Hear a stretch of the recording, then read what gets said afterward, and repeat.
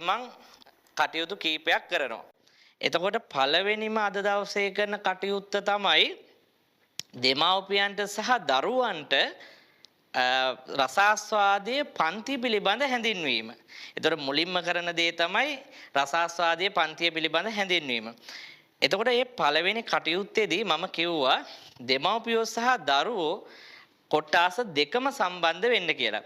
ඉතින් මම හිතන්නේ දෙමව්පියොත් සම්බන්ධ වෙලා ඇති කියලා.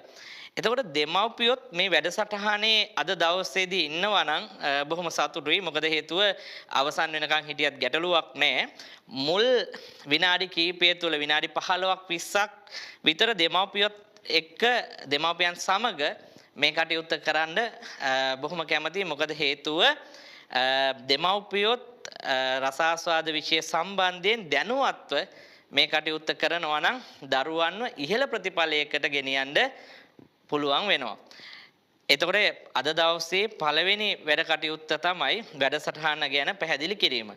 ඊට පස්සේ අද දවසේදී මේ වැඩසටහන ගැන පැහැදිලි කළා. ඒ කියන්නේ ඔන්ලයින් පන්ති අපේ කොහොමද වෙන්නේ කියලා පැහැදිලි කරලා ඊට පස්සේ මම ඉගැන්වීම් කටයුතු සිද්ධ කරනවා. එතකොට අද දවසේ වෙන කටයුතු දෙක පැහැදිලි ඇති. මුලින්ම රැස්වීම පවත්වනවා. ඊට පස්සේ ඉගැන්වීම් කටයුතු ආරම්භ කරනවා. හොඳයි. එහෙමනම් මම හිතන්නේ දෙමාපියෝ හැම කෙනෙක්ම ඇති. ඉතින් මම මේ පන්තිය මම කැමති ඒ කියන්නේ දරුවෝ මේ පන්තියත් එක්ක සම්බන්ධ වෙද්දී වීඩියෝ එක ඔන් කරලා ඉන්නවා නම් බොහොම කැමතියි. මොකද දැන් ඔන්ලයින් කිව්වහම ඕනම කෙනෙක්ට සම්බන්ධ වෙන්න පුළුවන්. එතකොට දැන් මට අවශ්‍ය වෙන්නේ හැම දරුවෙක්ගෙම ප්‍රතිඵලයේ ඉහළ මට්ටමකට ගෙන යන්න. එතකොට මේ දරුවෙක්ව ඉහළ සාමාර්ථයකට ගෙන යන්න නම් දරුවා මාත් එක්ක සම්බන්ධ වෙන්න ඕනේ. ඉතින් ඒ නිසා මං හිතනවා සියලු දෙනාම මට අවශ්‍ය වෙලාවන් වල කැමරා එක ඔන් කරයි කියලා. ඉතින් දැන් මං කැමරා ඔන් කරන්න කියන්නේ නැහැ. මොකද මගේ ක්‍රමයේ මං තාම දරුවන්ට කිව්වේ නැහැ සහ දෙමව්පියන්ට කිව්වේ නැති නිසා අද කැමරා එක ඔන් කරන්න අවශ්‍ය නැහැ. ඉදිරියේදී පන්ති කටයුතු වලදී මං කැමතියි කැමරා එක ඔන් කරනවා නම්. ඒතකොට මට අවශ්‍ය වුණොත් මම දරුවන්ගෙනොත් අවශ්‍ය මේ දේවල් ලබා ගන්න. කියන්නේ දරුවන්ට මයික් එක ඔන් කරන්න අවශ්‍ය වුණොත් විතරක් මං ඔන් කරන්න කියන්නම්. එහෙනම් අපි බලමු ඒ කියන්නේ රසාස්වාදයේ පන්තිය දැන් මගේ වැඩසටහන කොහොමද වෙන්නේ කියලා ඔන්න මං දැන් පැහැදිලි කරන්න. අද මේ ගෲප් එකේ දැන් අද වැඩසටහනට මං ලින්ක් එක එවුවා කණ්ඩායම් 3කට. එතකොට මේ කණ්ඩායම් 3 තමයි 2026 වසර. ඒ කියන්නේ නව වසරේදී 10 වසර දරුවන් සඳහා. ඊට පස්සේ මම තවත් ගෲප් එකක් හැදුවා ඒ 2026 වසර 11 වසර දරුවන් සඳහා. එතකොට මේ කණ්ඩායම් දෙක මෙතන ඉන්නවා. තව ඊට අමතරව කණ්ඩායමක් ඉන්නවා. ඒ කණ්ඩායම තමයි මේ අවුරුද්දේ ඒ කියන්නේ 2025 වර්ෂයට අදාළව අපොස සාමාන්‍ය පෙළ විභාගයට මුහුණ දෙන දරුවෝ. එතකොට ඔය කණ්ඩායම් තුනම මේ වැඩසටහනේ සම්බන්ධ වෙලා ඉන්නවා. එතකොට මේ කණ්ඩායම් තුනට කොහොමද මේ වැඩසටහන වෙන්නේ කියලා මම මුලින්ම පැහැදිලි කරන්නම්. 10 වසර දරුවන්ට මේ ටික ඔබ හොඳට මතක තියාගන්න. ඔබ 2026 වසරේ 10 වසර දරුවෙක් නම් ඒ 10 වසර දරුවන්ට ජනවාරි මාසයේ මුල් සතියේ ඉඳන් පන්ති පටන් ගන්නවා. ඔබ 11 වසර 2026 11 වසර දරුවෙක් නම් ඔබටත් ජනවාරි මුල් සතියේ ඔන්ලයින් පන්තිය පටන් ගන්නවා. ඔබ 2025 සාමාන්‍ය පෙළ කරන දරුවෙක් නම් ඒ කියන්නේ මේ වතාවේ O level විෂය කරන දරුවෙක් නම් ඔබට වෙනම වැඩසටහනක් තමයි තියෙන්නේ. ඉතින් අද මේ වැඩසටහන් තුන ගැනම මම පැහැදිලි කිරීමක් කරනවා.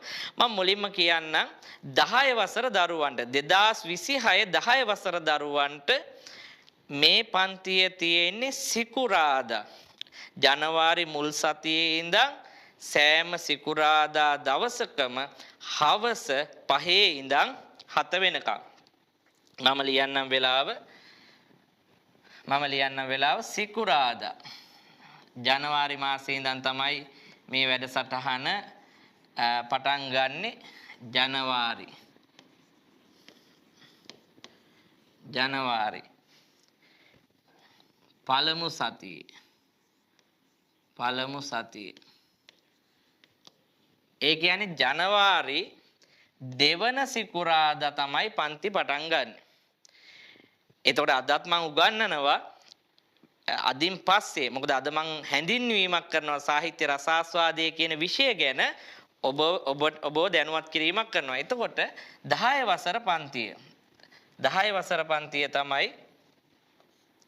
වසර පන්තිය තමයි පටන් ගන්නේ.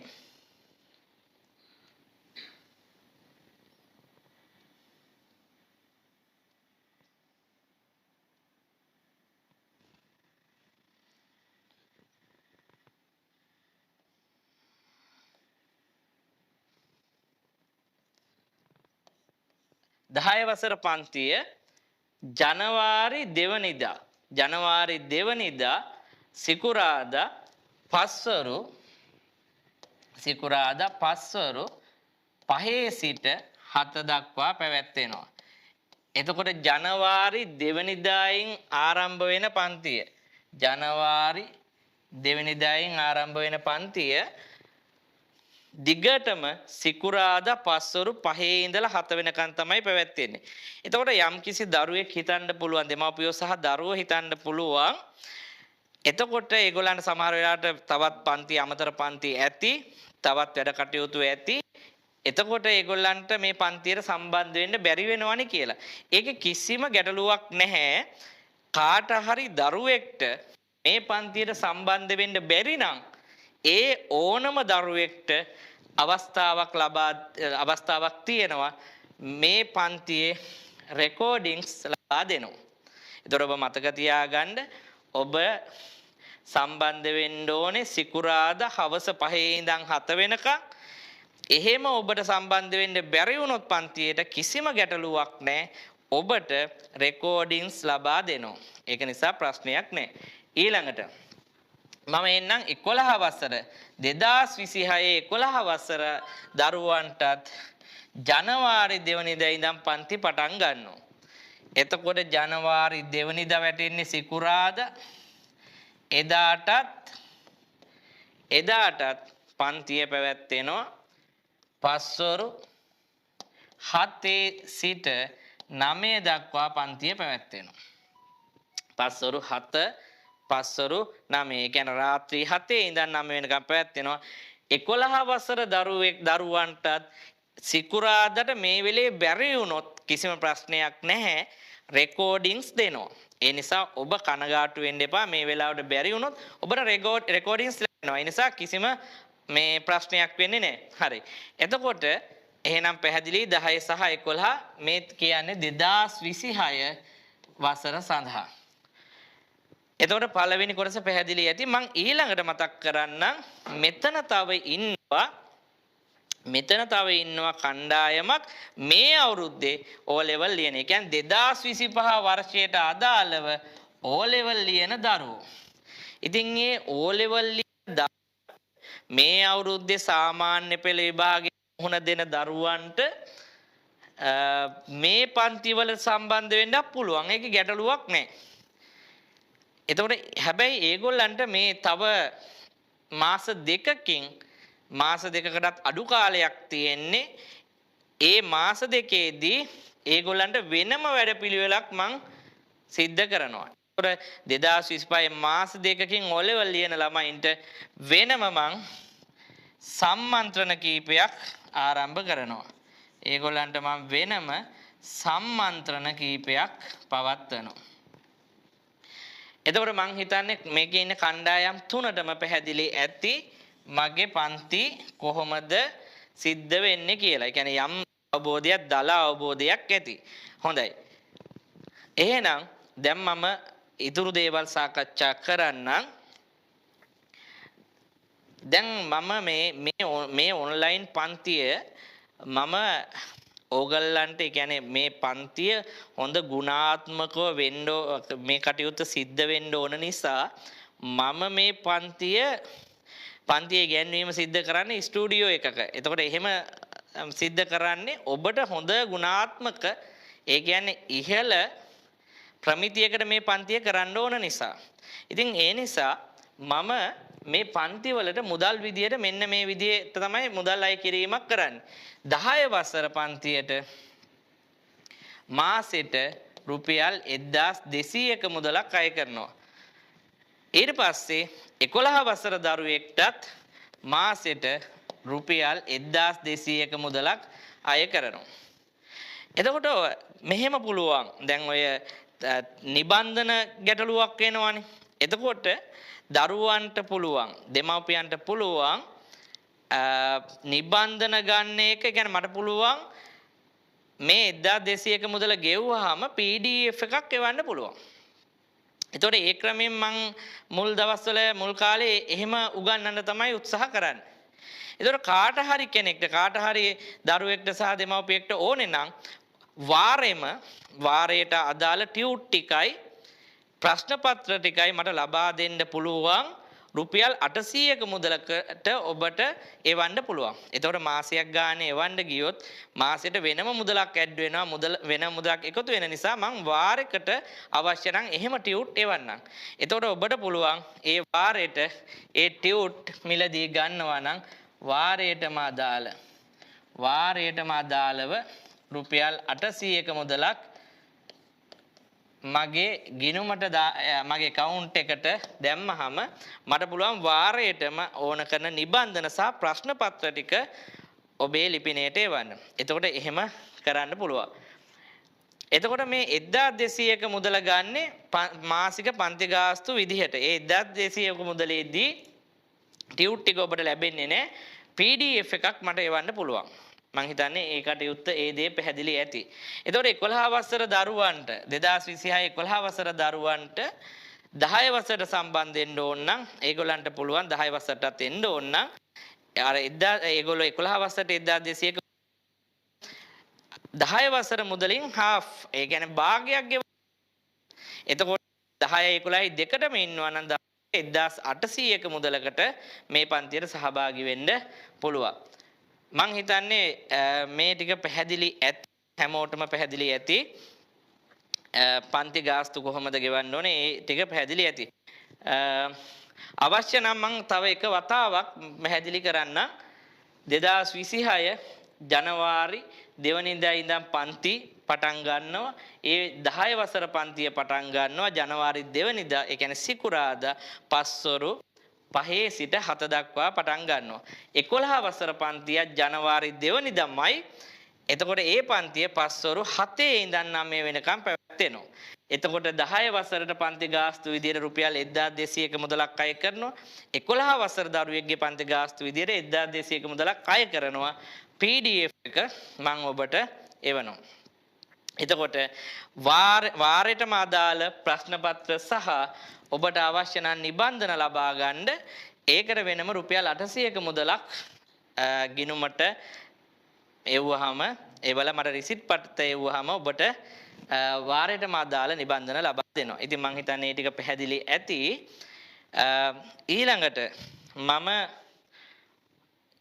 ඔබට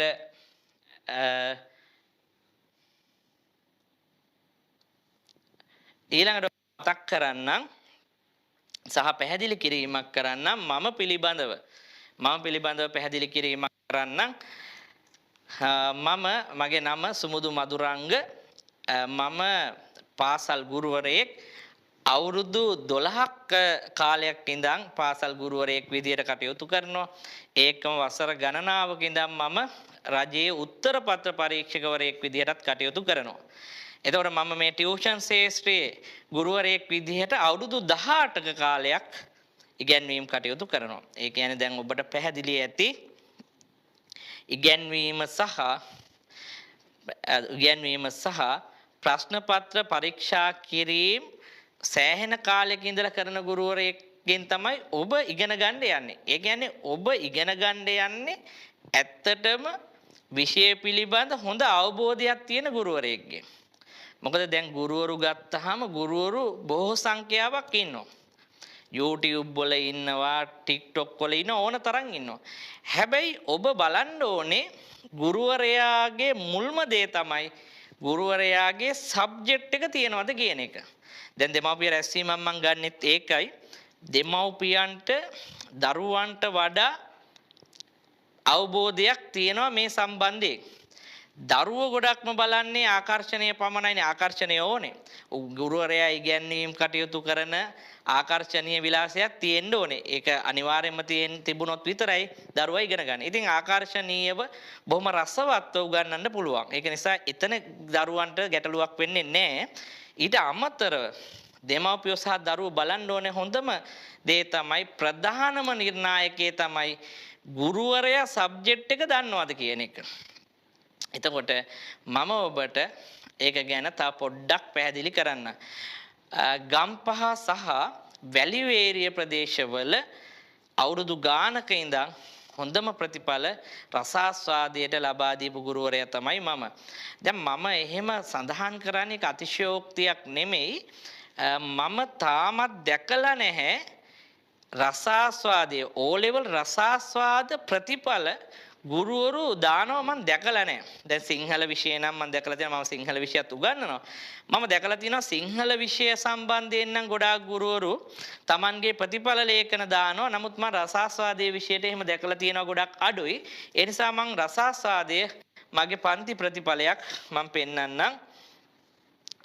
එතකොට දෙමාපියන්ට සහ දරුවන්ට අවබෝධ වෙයි. අවබෝධයක් ලබා ගන්න පුළුවන්. මේ මගේ සාමාන්‍ය පෙළ ප්‍රතිඵල. එතකොට මගේ පන්තියට සිසුන් ආවා 122ක්. මේ ඒ 122ේම ප්‍රතිඵලය තමයි මේ තියෙන්නේ. මේ තියෙන්නේ මේ 122ේම ප්‍රතිඵලය තමයි මේ දක්වලා තියෙන්නේ. එතකොට ඔබට පේනවා ඇති දෙමාපියන්ට සහ දරුවන්ට පේනවා ඇති. මම තව ටිකක් මේක ලොකු කරන්න. පේනවා ඇති. මේකේ දරුවෝ 122ක් ඉන්නවා. මේකේ දරුවෝ 122ක් ඉන්නවා. මේ ගම්පහ ප්‍රදේශයේ වැලිවේරිය ප්‍රදේශයේ මේ ගම්පහ නගර සීමාව තුල දරුවෝ. මොකද මං ඔන්ලයින් පන්තියක් මේ ආරම්භ කළාමයි. ඒ කියන්නේ ඔන්ලයින් කාලයක් කලින් කළා. නමුත් කාලෙකින් තමයි මේ ඔන්ලයින් පන්තියක් කරන්නේ. මේ ඔන්ලයින් පන්තියක් කරන්න හිතුවෙත් මේ රසාස්වාද විෂය සම්බන්ධයෙන් දරුවන්ට තියෙන ඉතාම අඩු දැනුමක්. මොකද මේ රිසල්ට් එක දැම්මට ඉතාම අඩු දැනුමක්. ඒ මොකද දරුවෝ රසවින්දනයේ පැත්ත ඉතාම අඩුයි කියලා මට හිතෙනවා. ඉතින් ඒක මම දැක්කා YouTube වල ඉගැන්වීම් කටයුතු මම දැක්කා. ඒ වෙලාවේදී ටිකක් මට හිතෙනවා මේ සබ්ජෙක්ට් එක තව කරනවා මදිද කියලා හිතුණා. ඒ නිසා තමයි මේ පන්තිය පටන් ගන්න. ඒතකොට මම ඔබට මගේ ප්‍රතිඵල ලේඛනයේ මේ හොඳට පේනවා දැන්. ඔබට පේනවා ඇති මේකේ විභාග අංකයි මේ සියලු දේවල් දක්වලා තියෙන්නේ. මේ ගම්පහ ප්‍රදේශයේ දරුවෝ 122ක්. මේ ආපු සියලුම දරුවෝ මේ 122කින් B සාමාර්ථ තියෙන්නේ 6යි. B සාමාර්ථ තියෙන්නේ 6යි. ඉතුරු 116ම A සාමාර්ථ පමණයි. මෙහෙම ප්‍රතිඵලයක් මම දැක්කේ නෑ ගුරුවරයෙක්ගේ. සමහර ගුරුවරුන්ගේ මම දැක්ක සිංහල විෂයන් වල මේ 200 300 දැක්කා. නමුත් ඒ ළමයි 4 500 ඇවිල්ලා එහෙම එකක්. නමුත් මේ ප්‍රතිශතාත්මක විදියට බැලුවොත් මගේ ළඟට එන ළමෙක්ට ඒකක් ගැනීමේ සම්භාවිතාව ඉතාම ඉහළයි. මෙතන එක W එකක් නැහැ. S එකක් නැහැ. C එකක් නැහැ. දෙමාපියන්ට පේනවා ඇති. මේකේ තියෙන්නේ B6යි. ඉතුරු 116ම ඒ සාමාර්ථ පමණයි. එතකොට මගේ ළඟ ඉන්නවා කියන්නේ ඒකක් ගන්න එක ඔබේ භාෂාවෙන් කියනවා නම් nothing. එතකොට අන්න එතෙන්ට තමයි මම උගන්වන්නේ. එතකොට මේ ඔබටත් පුළුවන් මේ පන්තියට එන්න දරුවෙක් බවට පත් වෙන්න. මම විෂය බොහොම රසවත්ව සැහැල්ලුවෙන් ඔබට සිත් ගන්න විදියට කරන්න. එතකොට මම දරුවන්ගෙන් සහ දෙමව්පියන්ගෙන් බලාපොරොත්තු වෙන දේවල් ටිකකුත් තියෙනවා. ඒතකොට ඒව ගැන මම ඉදිරියේදී සඳහන් කරන්නම්. හරි. මම මේ දැන් අවුරුදු ගණනාවක ඉඳන් රසාස්වාදය කරනවා. මේ වෙද්දි මගේ රසාස්වාදයේ පන්තිවල හැම අවුරුද්දෙම මේ වගේ තමයි ප්‍රතිඵලය. ඉතින් ඒ නිසා මම ඔබට නැවතත් මතක් කරනවා ඔබේ යාළුවෝ ඉන්නවා නම් ඊළඟ පන්තිවල ඉඳන් ඒගොල්ලන්වත් සම්බන්ධ කරන්න. ඉතින් ඒගොල්ලන්ට ඊටාම හොඳ අවස්ථාවක් වෙයි මේ පන්තියට සහභාගී වෙන එක. හොඳයි. එහෙනම් මං හිතන්නේ මේ කටයුතු මේ ටික පැහැදිලි ඇති. ඊට පස්සේ මම තව දෙයක් ඒ කියන්නේ මම මුලින්ම මේ පන්තිය පටන් ගන්න කලින් පොත හදන හැටි කියලා ඉන්නම්. දැන් දරුවෝ පොත හදාගන්න ඉපේ. ඉතින් මේ පොත හරි ලස්සනට හදාගන්න ඕනේ. පොත හරි ලස්සනට හදාගන්න ඕනේ. දැන් අපේ පන්තියක දරුවෝ ගොඩාක් ඉතින් හැමෝගෙම පොත් මෙහෙම තමයි. මම මේ නිකන් එක පොතක් පෙන්නන්නම්. මේ පොත්වල මේ පේනවා ඇති මේ පාට කීපයක් ලකුණු කරලා තියෙනවා. මේ පාට කීපයක් ලකුණු කරලා තියෙනවා. පේනවා ඇති. මම මේවා ගැන පැහැදිලි කරන්න. මේ පාට කීපය මේ පොතේ මෙහෙම පාට කීපයක් තියෙන්නේ. සම්පූර්ණ පොතම මෙහෙම මම කොටස් 8කට කඩනවා. පොතම මෙහෙම කොටස් 8කට කඩනවා. මුලින්ම මම කියන්න මේ කවරේ ඕගොල්ලන්ගේ රසාස්වාදයේ පොත සාමාන්‍යයෙන් රතු පාටට හුරු පාටක් නේ තියෙන්නේ. රතු පාටට හුරු නිකන් මෙරුන් කලර් එක වගේ එහෙම කලර් එකක් තියෙන. ඒ නිසා ඔබ මේකට දාගන්න පොතක් ගන්න පිටු 200 පොතක්. මම මුලින්ම සියලු දේවල් කියලාම වැඩේ පටන් ගන්නම්. දෙමව්පියොත් මේ කතාව අහගෙන ඉන්නවා ඇති. ඒක නිසා ලබන සතියේ දරුවව සහභාගී කරද්දී පොත මෙහෙම ලස්සනට හදාගන්න. මුලින්ම පොත ලස්සනට හදාගමු. ඒ කියන්නේ පිළිවෙලට ඒ කියන්නේ තමයි ඉගෙන ගන්න පොතට ආදරය කරලා ඒක ලස්සනට හදාගන්න. පොතට දාගන්න රතු පාට වානිෂ් කොලයක්. මේ කවරේට රතු පාට වානිෂ් කොලයක් දාලා මේ අතර ඒ කියන්නේ මේ හරස් අතට ඔබ රසාස්වාදයේ කියලා දාගන්න. මේ ටයිප් කරලා අලව ගන්න. ඒතකොට පොත ලස්සනයිනේ. රසාස්වාදය කියලා එහෙම අලව ගන්න. මුලින් පොතට ආදරය කරන්න පොත ලස්සනට හදාගන්න. ඊට පස්සේ ඇතුළ මම පෙන්නන්නම්. ඇතුළ මෙන්න මේ විදිහට කොටස් කීපයකට වෙන් කරගන්න. 10 දරුවෝ සහ 11 දරුවෝ දෙගොල්ලම මේ විදිහට වෙන් කරගන්න.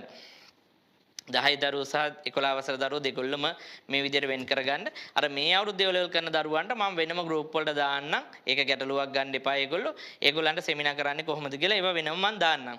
මොකද දැන්ට අද අලුතෙන් ගොඩාක් දරුවෝ මේ පන්තියත් එක්ක සම්බන්ධ වෙනවනේ. ඒ නිසා මුලින්ම පොත හදාගන්න හැටි කියලා ඉන්න. මේ විදිහට පාට කීපයක් ගන්න. ඒතර පිටු 200 පොතක් කොටස් 8කට කඩන්න.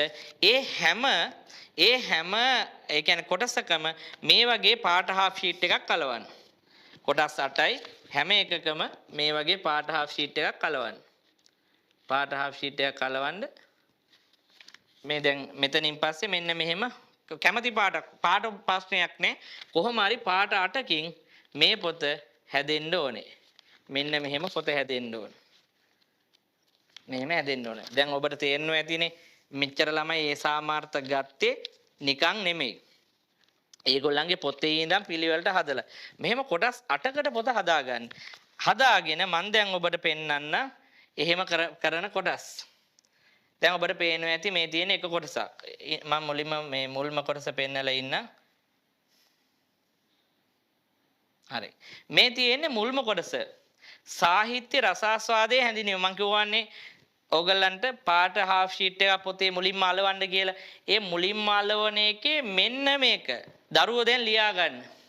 මම වෙලාව දෙනවා. මම හිමීට කරන්නේ. කලබලයක් නැහැ. හිමීට මේ දේවල් කියන්නේ මුලින්ම පොත හදාගෙන ඉන්න. හදලා මට මං අලුතෙන් ගෲප් හදනවා. ඒ කියන්නේ මං අද පන්ති අවසානයේ මගේ ගිණුම් අංකය මුදල් ලෙවන්න ඕන ආකාරය සියල්ලම සඳහන් කරනවා. එතකොට මම බලාපොරොත්තු වෙනවා ඔබේ පොත හදලා මට වෙනම WhatsApp එකෙන් දායි කියලා මම බලාපොරොත්තු වෙනවා. හොඳයි. එතකොට මෙන්න මේ විදිහට සාහිත්‍ය රසාස්වාදයේ හැඳින්වීම මේක තමයි මුල්ම වෙන් කිරීම. ඊළඟට මම හිතන්නේ වෙලාව ඇති. ඊළඟට කෙටි කතා කියලා ඔබ වෙන් කරගන්න. වෙන් කරලා මේ විදිහට ලස්සනට ටයිප් කරලා මෙහෙම හදාගන්න. එතකොට පොත ලස්සනයි. දැන් පොතේ පාඩම් තියෙන විදිය මෙහෙම පිළිවෙලක් නැහැ. පොතේ එක විදියට පාඩම් තියෙනවා. මෙහෙම ඇදුවට පස්සේ ඔබට ලේසියෙන්ම මේ වැඩ කටයුතු කරන්න පුළුවන්. ඊළඟට නවකතා.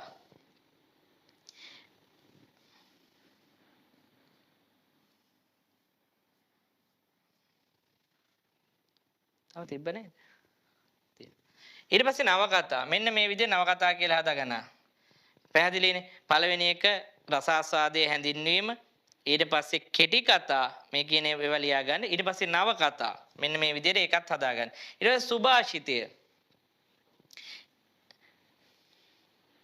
සුභාෂිතයට පස්සේ කුස ජාතකය. සුභාෂිතයට පස්සේ කුස ජාතකය. ඊළඟට නූතන පද්‍ය. නූතන පද්‍ය. ඊළඟට දැන් මං කිව්වේ නැති අනිත් මාතෘකා ටික කියන්නම්.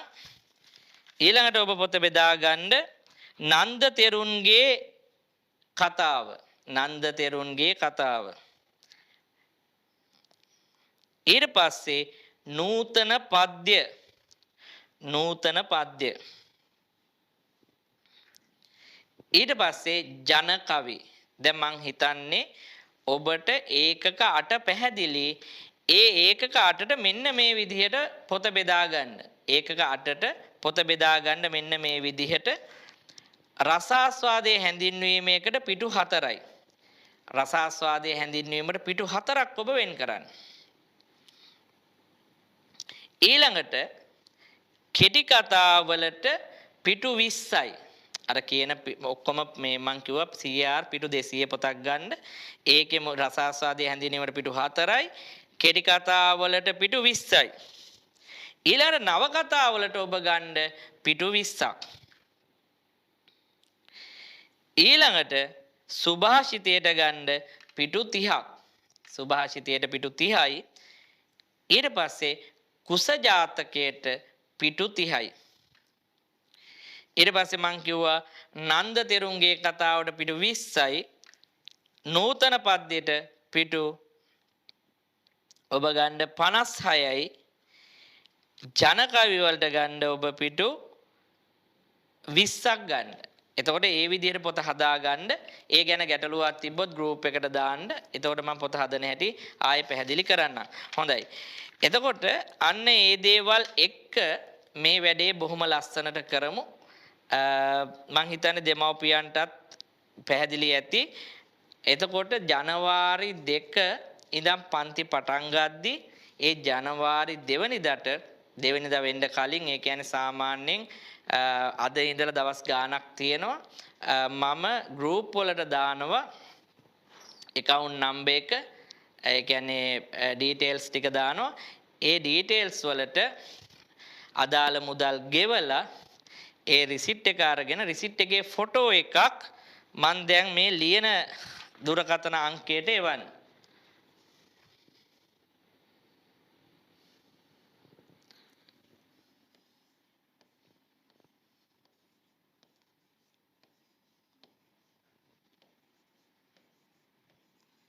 මෙන්න මේ දුරකථන අංකයට ඔබ මුදල් ගෙවීම කරලා ඒ රිසිට් එක ඒ ෆොටෝ එකක් අරන් ඒ ෆොටෝ එක මේ අංකයට එවන්න. ඒ එක්කම ඒ වද්දි දරුවාගේ නම ඊට පස්සේ පාසල 2026 දී 10 වසරද නැත්නම් 11 වසරද කියලා ඒක හොඳට පැහැදිලිව එවන්න. හොඳයි. එහෙනම් මේ දේවල් පැහැදිලි ඇති කියලා මං හිතනවා. දෙමව්පියන්ට අද රැස්වීම අවසానයි. ඉතින් මම බලාපොරොත්තු වෙනවා මෙතන ඉඳලා කාල සීමාවේදී ඉගැන්වීම් කටයුතු කරන්න.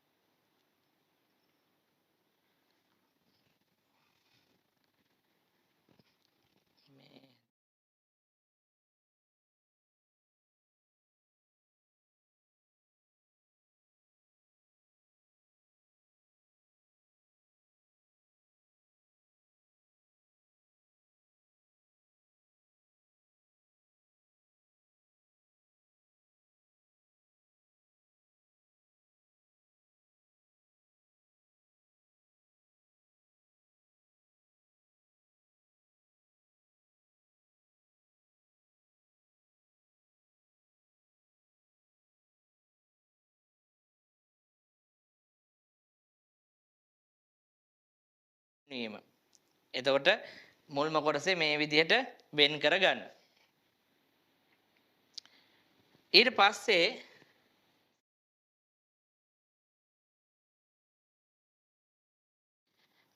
මුල්ම කොටසේ දැන් මම කිව්වනේ ඔයගලන්ට පොත බෙදා ගන්න කියලා. එතකොට මේ පොත බෙදාගන්නේ මුලින්ම සාහිත්‍ය රසාස්වාදයේ හැඳින්වීම කියලා. එතකොට ඒ කොටස තමයි මම අද ඔබට ඉගැන්වීම් කටයුතු කරන්නේ.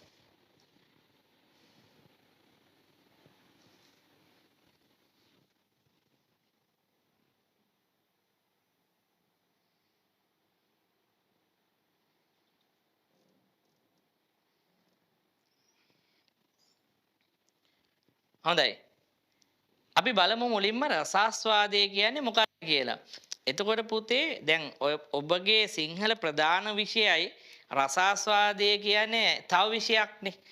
එතකොට දැන් රසාස්වාදයේ විෂය අලුතෙන්ම ඉගෙන ගන්න දරුවෙක් හිතන්න පුළුවන් මේ විෂය කරගන්න පුළුවන්ද? මේකේ ਵਿਚාර තියෙනව නේද? රසාස්වාද ලියන්න තියෙනව නේද වගේ හැඟීම් එන්න පුළුවන්. ඇත්තටම දෙවනි කාණ්ඩයේ තියෙන විෂයන් වලින් ඔබට පහසුවෙන්ම ඒ කියන්නේ හිතට ලොකු බරක් නැතුව ඒකක් ගන්න පුළුවන් විෂය තමයි රසාස්වාදය කියලා කියන්නේ. දැන් ඕගොල්ලෝ දන්නවා ඕගොල්ලෝ 9 වසරෙන් 10 වසරට එද්දි කාණ්ඩ 3ක් තියෙනවා. ඒතකොට රසාස්වාදයේ තියෙන දෙවනි කාණ්ඩේ. දෙවනි කාණ්ඩේ තියෙනවා චිත්‍ර, සංගීත, නැටුම්, සිංහල රසාස්වාදයේ ඉංග්‍රීසි ලිට් වගේ විෂයන් ගණනාවක් මේ දෙවනි කාණ්ඩේ විෂයන් ගණනාවක් තියෙනවා.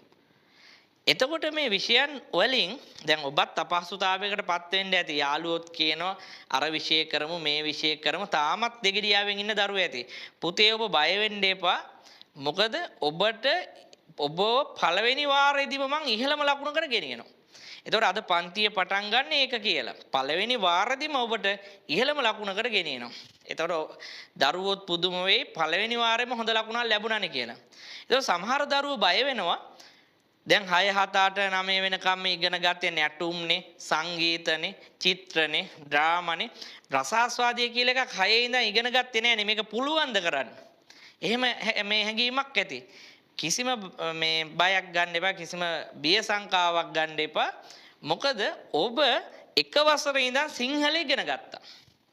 එතකොට එක වසරේ ඉඳන් ඔබ සිංහල කවි, සිංහල ගීත ඕන තරම් අහලා තියෙනවා. ජාතක කතාද නාට්‍යද මේවා බලලා තියෙනවා, අහලා තියෙනවා, රස විඳ. ඒ කියන්නේ ඔබ සිංහලයෙක්නේ. ඔබේ ඇඟේ මේක තියෙනවා. මේක ඇඟේ තියෙන එක. දැන් ජෝන් ඩේවි කියලා කෙනෙක් හිටියා. මේ ජෝන් ඩේවි කිව්වේ සෑම සිංහලයෙකුම තරමක පාහේ කවියෙකි. හැම සිංහලයෙන්ම කවියෙක්. එතකොට මම ඒකට පුංචි කතාවක් ඔබට කියන්න. දැන් මේක යන අතරේ මේ වැඩසටහන කරන අතරේ මම ඔබට ගොඩාක් කතා කියනවා. මොකද ඔබ දැනුමෙන් පෝෂණය වෙන්න ඕනේ. එතකොට ඔබට ගොඩාක් වල්පල් කියනවට වැඩි ඔබට වැදගත් වෙන දේවල් තමයි මම ගොඩාක් කියන්නේ. ඉගෙන ගන්න දේවල් තමයි ගොඩාක් කියන්නේ. එතකොට ජෝන් ඩේවි කියනවා සෑම සිංහලයෙකුම තරමක පාහිය කවියෙකි. ඉතින් මම ඔබට අපූර්ව කතාවක් කියන්න. හැම සිංහලයෙක්ම වගේ කවි වලට දක්ෂයි කියන්න. ඉතින් පුතේ මේ හිටිය ගමක මල්හාමි කියලා මිනිස්සෙක්. මේ මල්හාමි කියන කෙනා එයා මේ ගමේ අමුතු චරිතයක්. මේ මල්හාමි පිම්බතෙක්. අපේ භාෂාවෙන් කියනවා පිම්බතෙක්. පිම්බතෙක් කියලා කියන්නේ එයා අනුන්ගේ ගෙවල් වලින් පිනට කන මිනිහෙක්. ඉතින් මල්හාමි මොකද කරන්නේ? ගොඩක් වෙලාවට ලන්ච් එක ගන්නෙ කාගේ හරි ගෙදරකින්. ඒ කියන්නේ එයා කැමති නෑ එයාගේ දේවල් වියදම් වෙනවට. ඒ නිසා එයා ගොඩාක් වෙලාවට තුන් වේලම කන්නේ ගමේ ඉන්න මිනිස්සුන්ගේ. ඉතින් මේ මල්හාමි ගොඩක් වෙලාවට දවල් බත කණ්ඩ යන ගෙයක් තියෙනවා. ඉතින් මල්හාමි දවසක් මෙහෙම මේ ගෙදෙට්ට එනවා. ඉතින් මේ ගෙදර මිනිස්සුන්ට මහා කරදරයක්. මොකද දවසක් අද ආවොත් ආයෙත් දවස් දෙක තුනකින් ආයෙත් එනවා. ඉතින් මිනිස්සුන්ට හරි කරදරයක්.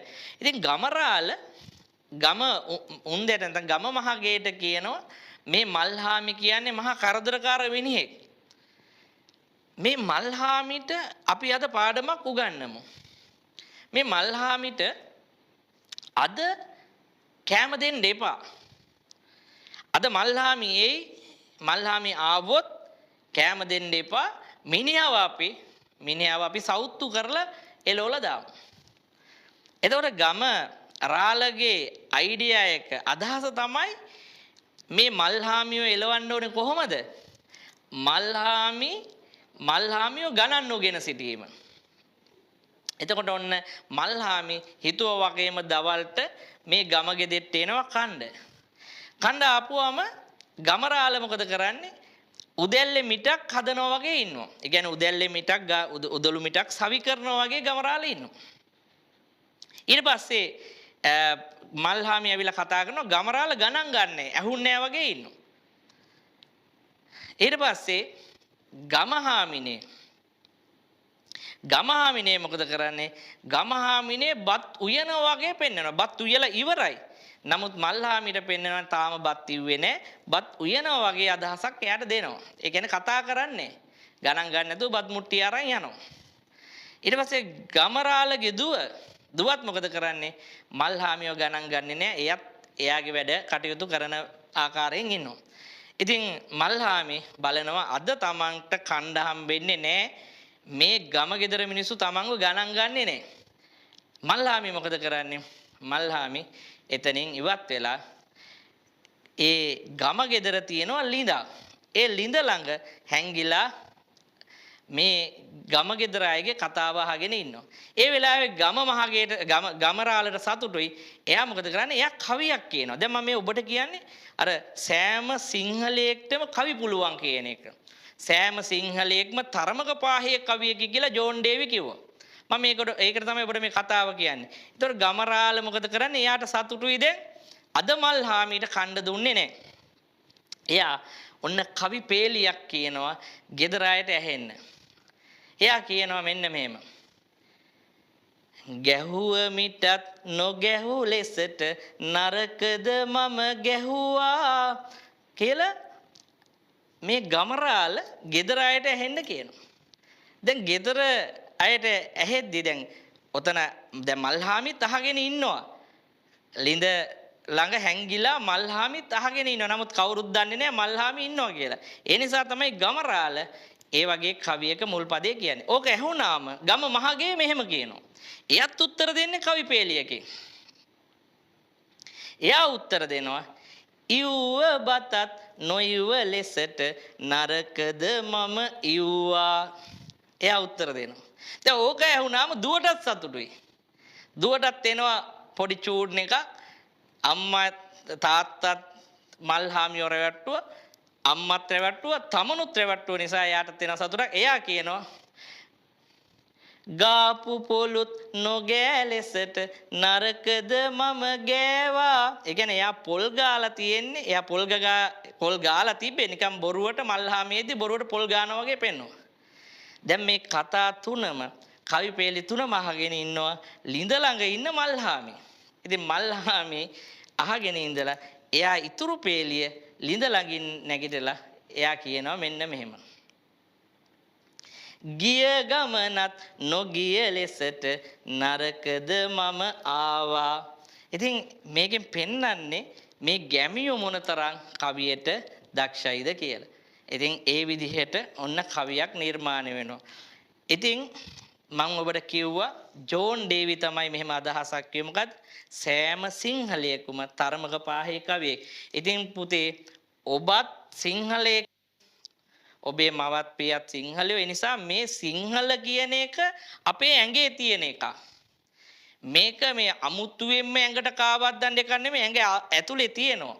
ඒක හැංගිලා හරි තියෙනවා. ඉතින් ඒක නිසා මේ රසාස්වාදයේ වගේ විෂයක් මේ කරන එක මහා ලොකු අමාරුවක් නෑ.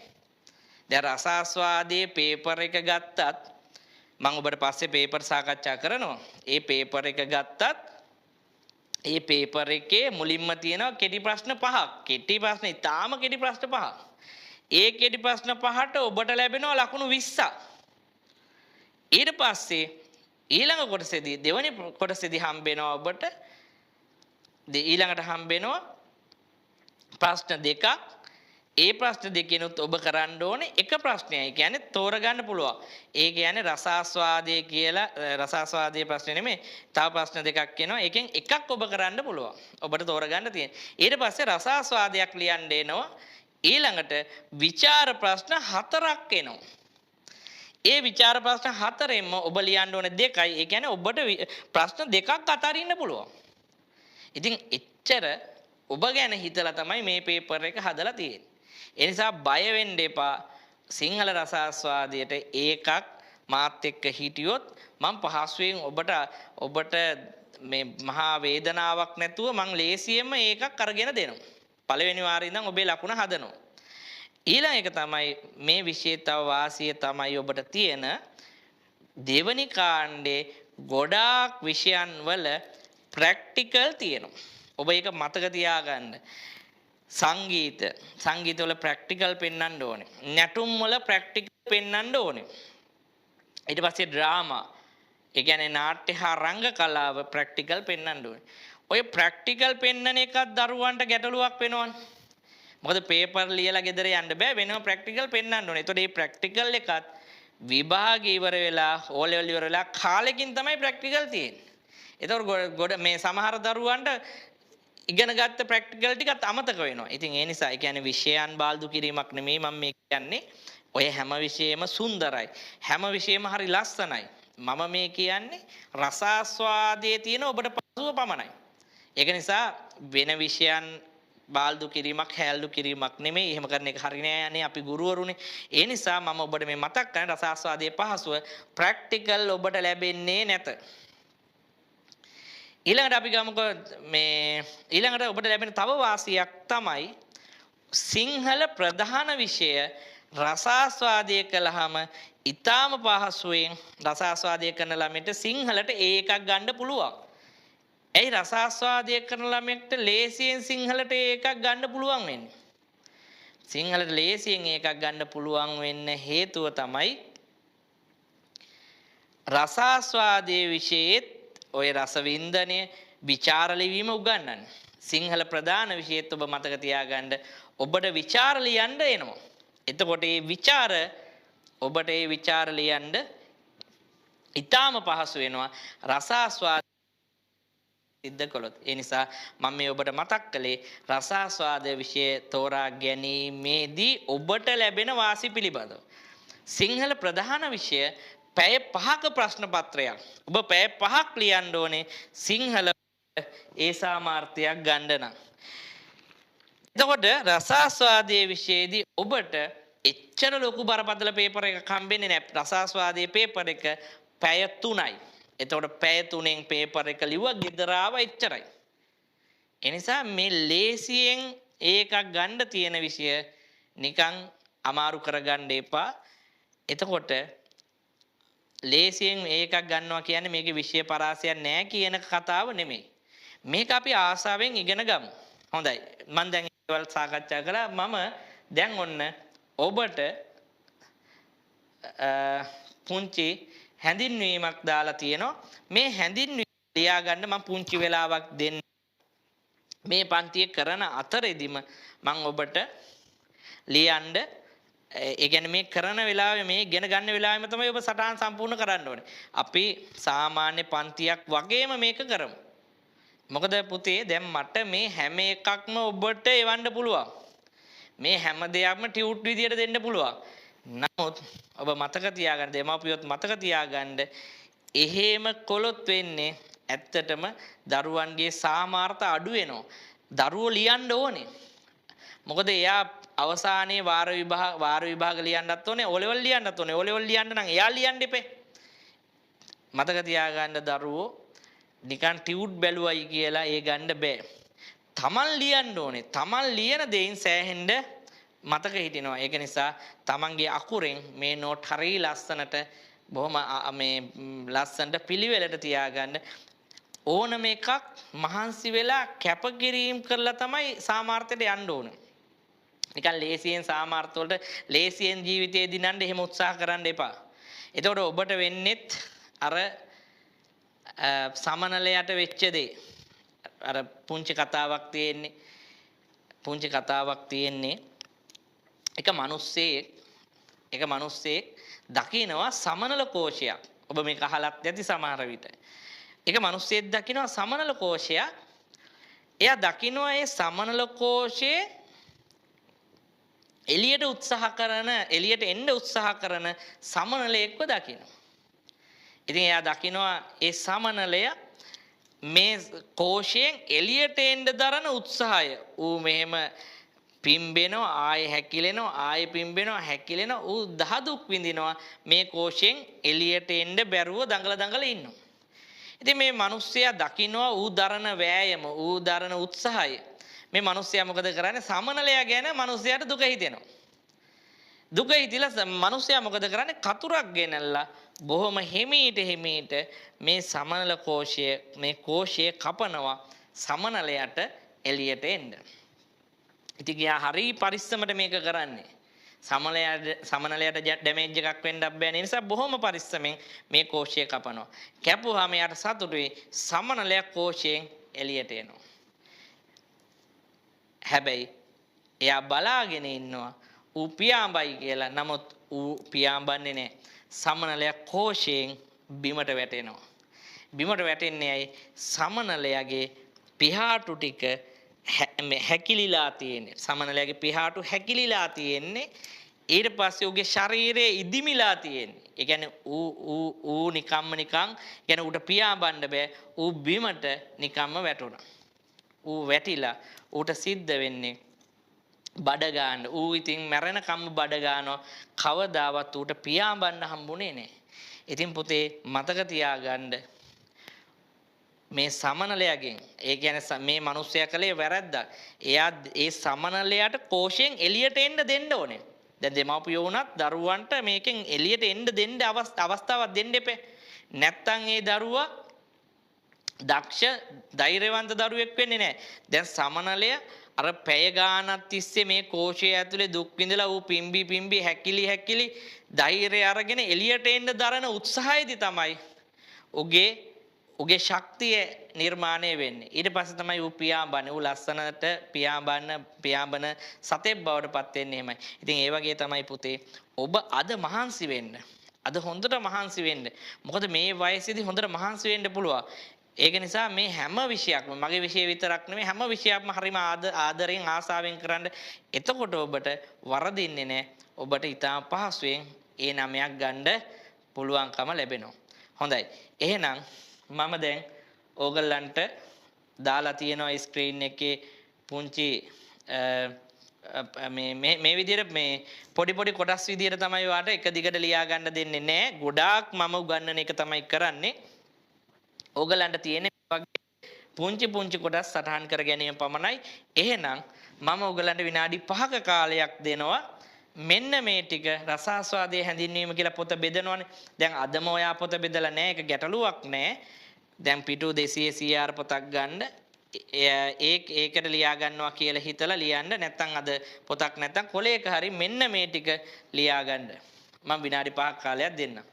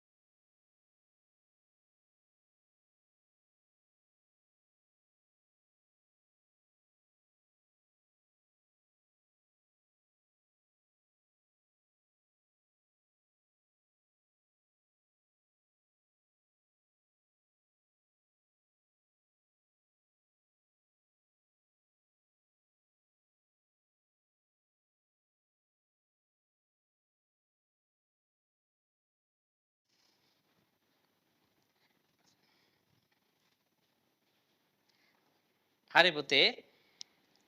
එහෙමනම් මම හිතන්නේ මේ සටහන ඔයගොල්ලෝ හැමෝම ලියලා ඇති. මම හිතන්නේ සටහන ලියලා ඇති. දරුවෝ දෙන්නෙක් ප්‍රශ්න අහලා තිබුණා. ඕගලන්ට මේ මැසේජ් විදියට මේ පණිවිඩ විදියට ප්‍රශ්න එවුවට කමක් නැහැ. ඒක හොඳයි. ඒතකොට මට බලන්න පුළුවන් නේ. ඒතකොට ඒක හැමෝටම පොදු ප්‍රශ්න වෙනවනේ. ඒතකොට එක දරුවෙක් අහලා තිබුණා 10 11 දෙකටම පොත් දෙකක් ඕනේද කියලා. 10ට පොතයි 11ට පොතයි පොත් දෙකක් ඕනේද කියලා අහලා තියෙනවා. නෑ පුතේ, ඕගලන්ට ඕන වෙන්නේ එක පොතයි. දැන් මම ඉදිරියේදී ඔයගලන්ට PDF දෙනවා. ඊට පස්සේ ටියුට් ඕන අයට ටියුට් එවනවා. ඒක නිසා මේ පොත් දෙකක අවශ්‍යතාවයක් නැහැ. දැන් මේ තියෙන්නේ මගේ පන්ති ආපු දරුවෙක්ගේ මේ තියෙන්නේ පන්ති ආපු දරුවෙක්. ඒ කියන්නේ 10 11 වසර දෙකේම මාත් එක්ක හිටපු දරුවෙක්ගේ සටහනක්. එතකොට මේ දැන් මේ මම පෙන්වන්නේ ඔබට රසාස්වාදයේ හැඳින්වීම කොටස. රසාස්වාදයේ හැඳින්වීම කොටස පොඩ්ඩයි. ඊට පස්සේ මෙන්න මේ විදිහට මේ ලියාගෙන යනවා. එතකොට මේ පොත ඔයාට මදි වෙන්නේ නැහැ. මදි නොවන විදිහට තමයි මම හදලා තියෙන්නේ. එතකොට මේ එකම පොතකින් 10 11 දෙකම හදලා තියෙන්නේ ඔබට. එතකොට පොත් එහෙට මෙහෙට වෙන්නේ නැහැ. එක පොතේ ඔක්කොම තියෙනවා. අර කොටස් 8කට බෙදුවෙත් ඒකයි. ඒක නිසා මම හිතන්නේ ප්‍රශ්නේ ඉතුරු පැහැදිලි ඇති. 10 සහ 11 වසර දෙකටම ඕනේ එක පොතයි. ඊළඟට මම ඔබට පෙන්නන්නම් මගේ නිබන්ධන. දැන් මේ මම ඔබට ලබා දෙන නිබන්ධන මම පන්තිවලදී ලබා දෙන නිබන්ධන. එතකොට සිංහල ප්‍රධාන විෂය කරන ගුරුවරයෙක් වගේම මමත් නිබන්ධන දීලා ඊටාම පිළිවෙලට තමයි මේ වැඩ කටයුත්ත කරන්නේ. දැන් මේ තියෙන්නේ එක නිබන්ධනයක්. දැන් මේක ගත්තොත් අපි ජන කවි පිළිබඳ තමයි මේ නිබන්ධනයේ තියෙන්නේ, ජන කවි. එතකොට මේකෙදි තියෙනවා ජන කවි කොහොමද කොටස් වෙන්නේ, ජන කවි වල සාහිත්‍ය, ඊට පස්සේ ජන කවි වර්ග, ඔය හැම දෙයක්ම මේකේ තියෙනවා. ඒ කියන්නේ ඔබේ අච්චු පොතට වඩා ඔබට අවශ්‍ය කරන මේ කරුණු මේකේ තියෙනවා. ඊට පස්සේ මේකේ වෙනම විචාර පවා තියෙනවා. එතකොට එක විචාරයක් දීලා තියෙනවා, තව විචාරයක් ඔබට ලියන්න. ඒ විදිහට මම ටියුට් හරි පිළිවෙලට හදලා තියෙන්නේ. ඊට පස්සේ ඒක නිබන්ධනයක් ඔබට පෙන්වුවේ. ඊට පස්සේ මම ඔන්න තව නිබන්ධනයක් ඔබට පෙන්වන්නම්. මේ තියෙන්නේ තව නිබන්ධනයක්. එතකොට මේ නිබන්ධනයේ පුතේ මේකේ වැහි වලාකුළ කියන නිර්මාණය ගැන තියෙන වැහි වලාකුළ. එතකොට වැහි වලාකුළ කියන මේ නිර්මාණේ රචකයා පිළිබඳ හැඳින්වීම තියෙනවා. ඊට පස්සේ තියෙනවා මේ තියෙන්නේ රසාස්වාද ලියන හැටි. ඒ හැම දෙයක්ම මේ නිබන්ධනවල තියෙනවා. ඊට පස්සේ ගත්තොත් මේ තියෙන්නේ පුතු ඉපදුන මේ දෙරණේ. එතකොට පුතු ඉපදුන මේ දෙරණේ නිර්මාණේ රසාස්වාද ලියන්නේ කොහොමද? ਵਿਚාර ඒ හැම දෙයක්ම මේ නිබන්ධනේ තියෙනවා. ඊට පස්සේ ගත්තාම නන්ද තෙරුන්ගේ කතාව මේ නිබන්ධනේ. එතකොට ඒකෙදි දැන් ඔබට මම පුරාතන ගද්‍ය කොටස්, දැන් පුරාතන ගද්‍ය කියලා පාඩම් දෙකක් තියෙනවා. එකක් කුස ජාතකයේ, අනික නන්ද මහා තෙරුන් වහන්සේගේ කතා වස්තුව. එහෙම කතා දෙකක්. ඒ කතා දෙකේදී වුණත් තියෙන්නේ දැන් පළවෙනි ඡේදේ තියෙනවා. ඊට පස්සේ ඒකේ අමාරු වචන ඔබට හරි ලේසි. එතකොට මේ ටියුට් එක මාත් එක්ක පන්තියේදී කරනවා කියන ඔබට ඉතාම ලේසි. පළවෙනි ඡේදේ තියෙනවා. ඒකේ අමාරු වචන එතනම තියෙනවා. ඒතකොට මාත් එක්ක සාකච්ඡා කරන ගමන් ඔබට තියෙන්නේ අමාරු වචන වල මේ අමාරු වචන වල තේරුම ලියන්න. ඊට පස්සේ ඒ ඡේදයෙන් ප්‍රශ්නයක් තියෙනවා. එතකොට උගන්නන අතරේ මේක ලියුවා. එතකොට පළවෙනි ඡේදය ගැන සම්පූර්ණයෙන් හොඳ අවබෝධයක් තියෙනවා. අමාරු වචන ලියනවා, ප්‍රශ්නිකුත් ලියනවා. එතකොට හරිය පහසුයි මේ වැඩේ. මේක එතකොට ඔබට හොඳට මේක දැනෙනවා. මොකද දැන් මේ පුරාතන ගද්‍ය කියන්නේ පැරණි නිර්මාණනේ. ඔබ ඇත්තටම මේ 21 වෙනි සියවසේ දරුවෙක්නේ. ඔබ ඇත්තටම මේ 19 වන සියවසේ 18 වන සියවසේ දරුවෙක් නෙමෙයිනේ. ඒ නිසා ඔබට මේවා හොඳට පැහැදිලි වෙන්න ඕනේ. ඒ නිසා තමයි මෙහෙම ඒ කියන්නේ ඒ ටියුට් එක පවා ඔබට පහසු වෙන විදිහට හදලා තියෙනවා. දෙවෙනි ඡේදෙත් එමය අමාරු වචන තියෙනවා. ආයෙත් ප්‍රශ්න තියෙනවා. ඉතින් ඒ විදිහට තමයි මේ ටියුට් එක හැදෙන්නේ. ඉතින් ඒ විදිහට ඒකක වලට ටියුට් හදලා තියෙන්නේ පුතේ. ඊළඟට මම තව එකක් පෙන්නන්න. ඔබට වෙනම මෙහෙම වාරයක් ගානේ වෙනම නිබන්ධනක් ලැබෙනවා. ඒ කියන්නේ මේකේ තියෙන්නේ ඔබට දැන් පළවෙනි වාරේ නම් පළවෙනි වාරයට අදාළව පේපර් එක හැදෙන හැටි. ඒවත් ප්‍රශ්න පත්‍ර කීපයක් හැම ටියුට් එකකම තියෙනවා. ඉතින් ඒ වගේ මේ මම අවුරුදු ගාණක් තිස්සේ මේ විෂය ඊටාම සැලසුම් සහගතව තමයි ඉගැන්වුවේ. ඒ කියන්නේ දැන් මේක කාණ්ඩ විෂයක් මේක යම් පිරිසයි කරන්නේ එහෙම කියලා මේ විෂය බාල්දු කිරීමක් කළේ නැහැ. මේ විෂය සිංහල ප්‍රධාන විෂය වගේම මං බරසාරයට ඉගැන්නුවා. ඉතින් ඒ නිසා තමයි පුතේ හොඳ ප්‍රතිඵලයක් ලබා දුන්නේ. ඉතින් මං හිතන්නේ මේ ටික දැන් ඔබ ලියලා ඉවරයි. ඊට පස්සේ මම තව මට මතකයි තව ප්‍රශ්නයක් තිබුණා. එක ප්‍රශ්නයක් තව දරුවෙක් අහලා තිබුණා O level අයට මොන වගේ වැඩක්ද කරන්න කියලා. කියන්නේ මේ අවුරුදු මාස දෙකේ බය වෙන්න එපා පුතේ. මං කියවනේ ඒ O level අයට වෙනම ගෲප් එකට පණිවිඩය දාන්න. ඔබට කොහොමද සෙමිනා කරන්නේ? ඒ සෙමිනා එකේදී පාර O level ඉන්න අය ඔබෙත් අයියලා අක්කලා ඇති. ඒගොල්ලන්ටත් මතක් කරන්න මේ පාර O level නම් මම විශේෂ සෙමිනා දෙකක් කරනවා. ඒ දෙකෙන් පස්සේ දරුවෙක්ට එකක් ගන්න පුළුවන්. මම ඒක ඉතාම සහගතව ඒ ගැන්වීම් කටයුතු ටික ඒ දේවල් කතා කරන්න. ඉතින් ඔබ තව ඒවා ටික දරුවෙක් වැඩසටහන අහගෙන ඉන්න. මොකද ඔබට මේ රස ආස්වාදයේ මුල් කොටස් ගැන මේ හැඳින්වීමන්නේ මේ දවස්වල යන්නේ. ඉතින් මෙහෙම දැනට සම්බන්ධ වෙන්න සෙමිනා දෙකක් මේ ඒ දරුවන්ටත් මම උපරිම උදව්ව කරනවා. හොඳයි. එහෙනම් දැන් ඔබ ලියාගත්ත කොටස තමයි මේ තියෙන්නේ. ඔබ ලියාගත්ත කොටස මේ කොටසේ ඔබට මේ පේනවා රසාස්වාදය. අපි මුලින්ම විෂය ගැන බලමු. රසාස්වාදය. පුතේ මේ රසාස්වාදය කියන වචනේ හැදිලා තියෙන්නේ තවත් වචන දෙකක එකතුවකින්. වචන දෙකක් එකතු වෙනවට අපි කියනවා මොකක් කියලාද? දැන් අපි හිතමු පාරවල් දෙකක් සෙට් වෙන තැනක් තියෙනවා. පාරවල් දෙකක් සෙට් වෙනවා නම් ඒක මොකද්ද? දෙමං හන්දියක්. තව තැන් තියෙනවා පාරවල් තුනක් සෙට් වෙනවා. මෙහෙනුත් වෙලා තව තැනකිනුත් වෙනවා පාරවල් තුනක් සෙට් වුණොත් ඒක තුම්මං හන්දියක්. ඔබට තුම්මං හන්දිය කියලා නව කතාවකුත් මේ විෂයේ තියෙනවා ඉගෙන ගන්න. පාරවල් හතර නම් හතරමං හන්දියක්. ඒතර මේ සෙට් වෙන එකටනේ එහෙම කියන්නේ. එතකොට පුතේ මේ වචන දෙකක් එකතු වෙනවට අපි කියනවා සංදි කියලා. එතකොට රසාස්වාදය කියන්නේ වචන දෙකක් එකතු කරලා හදපු එකක්. එතකොට රසාස්වාදය කියන වචන දෙක අපි කඩමු. වචන දෙකක් එකතු වෙනවට කියනවා සංදිය. වචන දෙකක් කැඩෙනවට කියනවා සංදි. එහෙනම් පුතේ අපි රසාස්වාදය කියන සංදිපදයේ දෙක කඩමු. එතකොට රස ආස්වාදය වෙනවා. මේ පේනවා ඇති ඔබට රස ආස්වාදය කියලා. රස ආස්වාදය. පුතේ ආස්වාදය කියන්නේ විඳිනවට. දැන් ඔබ විඳිනවා නම් යම් දෙයක් ඒක ආස්වාදයක්. එතකොට මේ විෂය පැහැදිලි ඇති. මේ විෂයේ තේරුම තමයි රස විඳීම කියලා කියන්නේ. මේ විෂයේ තේරුම තමයි රස විඳීම කියලා කියන්නේ. රස විඳීම. රස විඳීම. හොඳයි. එතකොට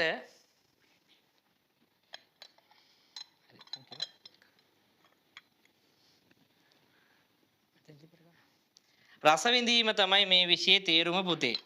හොඳයි. එතකොට මේ සාහිත්‍ය බෙදෙනවා ප්‍රධාන කොටස් තුනකට. ඔබට පේනවා ඇති මේ කොටස් තුන. ඔබට පේනවා ඇති මේ කොටස් තුන. මුලින්ම තියෙනවා පුතේ ගද්‍ය කියලා. එතකොට ඔබ මේ විෂයේදී ගද්‍ය ඉගෙන ගන්නවා. පද්‍ය කියලා තියෙනවා. ආයෙ තියෙනවා චම්පු කියලා. දැන් මේවට බය වෙන්න එපා වචන වලට. ගද්‍ය කියලා කියන්නේ රචනාත්මක ස්වරූපයෙන් ලියනේවට. දැන් අපි උක්තානුක්ත ભેද දාලා ඔය සිංහල වල ලියන්නේ. ඒතකොට ගද්‍ය කියන්නේ අන්න ඒවට. දැන් අපි හිතමුකෝ මෙහෙම. දැන් ඔබ 550 ජාතක පොත. ඒක පුතේ ගද්‍යයක්.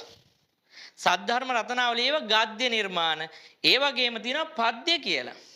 දැන් ඔබ ඉගෙනගෙන ඇති පද්‍ය කිව්වහම බුදුගුණ අලංකාර ඒවා තියෙන කවි. ඒවා තමයි පද්‍ය. සුභාෂිතය. එතකොට අන්න ඒවා තමයි පද්‍ය කියන්නේ. ඊළඟට ඔන්න විශේෂ කොටසක් හම්බ වෙනවා චම්පු කියලා. චම්පු කියලා කියන්නේ පුතේ මේ ගද්‍ය පද්‍ය දෙකම සම්මිශ්‍රණය වෙච්ච ඒවා. එතකොට ওই නාට්‍යවල එහෙම මේ වගේ ඒ කියන්නේ ගද්‍ය පද්‍ය දෙකම මිශ්‍ර වෙලා තියෙන්නේ. දැන් ඔබට මම උදාහරණයක් කියන්න. ගද්‍ය පද්‍ය කොටස් දෙකම තියෙන අවස්ථාවක් මම ඔබට කියන්නම්. චම්පු ගද්‍ය පද්‍ය. දැන් ඔබ අහලා ඇති නාට්‍යවේදියෙක් ඉන්නවා. එදිරිවීර සරච්චන්ද්‍ර මහාචාර්ය එදිරිවීර සරච්චන්ද්‍ර. ඉතින් එතුමා අපේ රටේ බිහි වෙච්ච ඉතාම ප්‍රසිද්ධ නාට්‍යවේදියෙක්. එතුමාගේ තියෙනවා එළව ගිහින් මෙලව ආවා. එළව ගිහින් මෙලව ආවා. මම ඔබට දැන් කියන්නම් ඒ දැන් ඒ වගේ එකක මේ ගද්‍ය කොටසයි පද්‍ය කොටසයි දෙකම තියෙනවා. කතා සංවාද ස්වරූපෙනුත් තියෙනවා. ඊට පස්සේ ගීතමය ස්වරූපෙනුත් තියෙනවා. අන්න ඒවයි චම්පු කියන්නේ. ඔන්න මම පොඩ්ඩක් කියන්නම්කෝ ඔබට. මේ කතාවට අනුව ඉන්නවා කළු අප්පු කියලා මිනිස්සෙක්. කළු අප්පු. ඉතින් එයාට යමක් කමක් තියෙන දේපල තියෙන මිනිස්සෙක් තමයි කළු අප්පු. ඊට පස්සේ එයාගේ බිරිඳගේ නම තමයි කළු හාමි කියලා කියන්නේ. ඒතර කළු අප්පු සහ කළු හාමි කියන චරිත දෙක.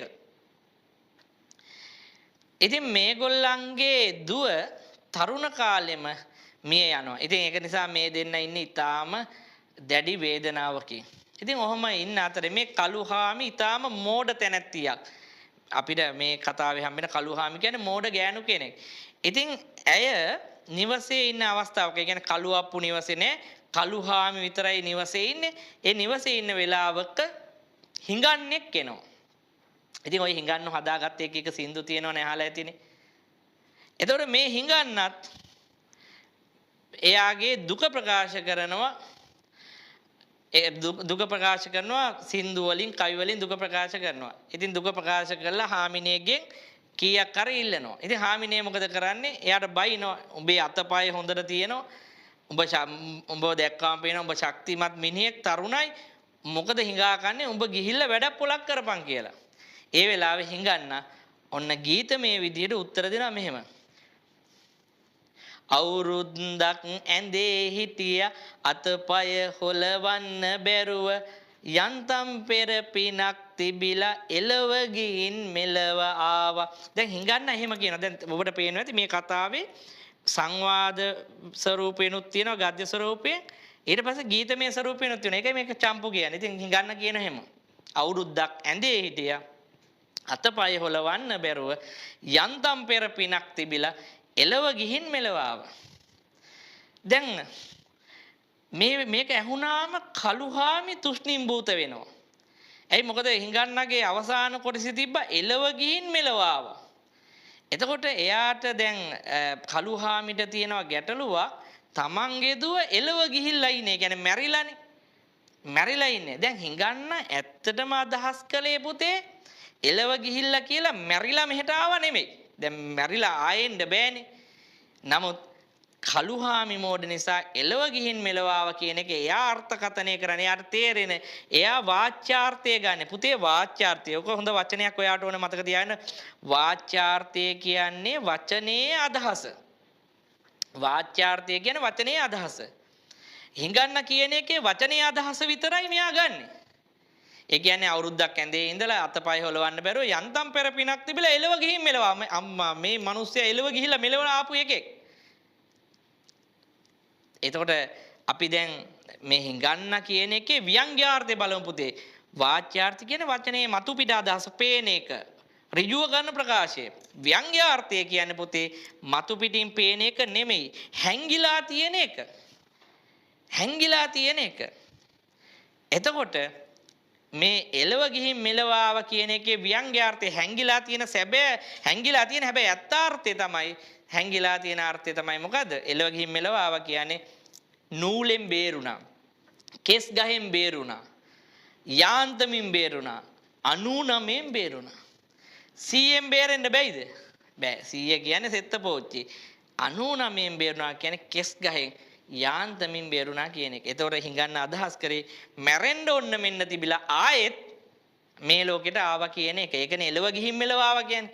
නමුත් ළමයි මේ කළුහාමි තේරුම් ගන්න අර්ථය වෙනස්. එයා හිතනවා මේ මිනිහා ඒ ලෝකෙට ගිහලා ආයෙත් මෙහෙට ජම්පින් එකක් කරපු එකෙක් කියලා. ඉතින් එයාට සතුටුයි. ඇයි සතුට? එයාගේ දුව එළවනේ ඉන්නේ මැරිලානේ. ඉතින් ඒ වෙලාවේ මෙයා මෝඩ නිසා හිඟන්නත් එක්ක කතා කරනවා නේද? එයා බොහොම සතුටින් හිඟන්නත් එක්ක කතා කරනවා. එළව ගිය කෙනෙක් හොය හිටියේ. එළව ගිය කෙනෙක් එක්ක කතා කරලා ලැබීම සතුටක්. අනේ මගේ දුවත් මැරුණා.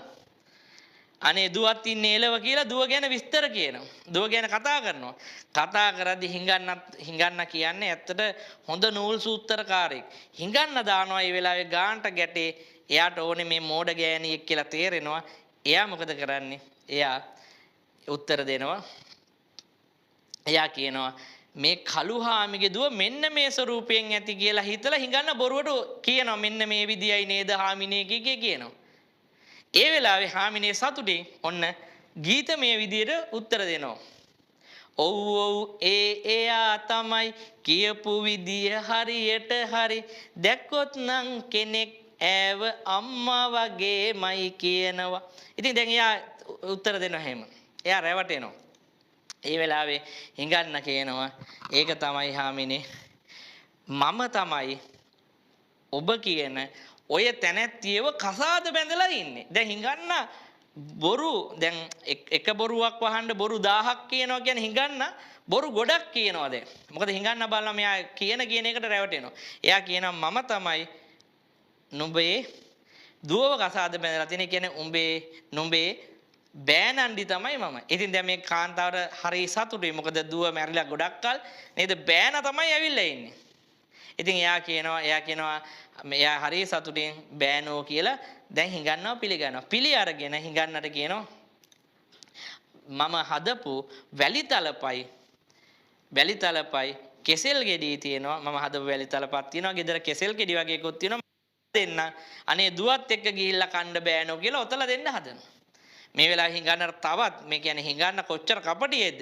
හිඟන්නට තවත් අදහසක් පහළ වෙනවා. හිඟන්න කියනවා අනේ නැන්දම්මේ ඕන තරම් එහෙ කණ්ඩ බොණ්ඩ දේවල් තියෙනවා. නුඹේ දුව හරි දුකෙන් ඉන්නවා. එයා මැරෙද්දි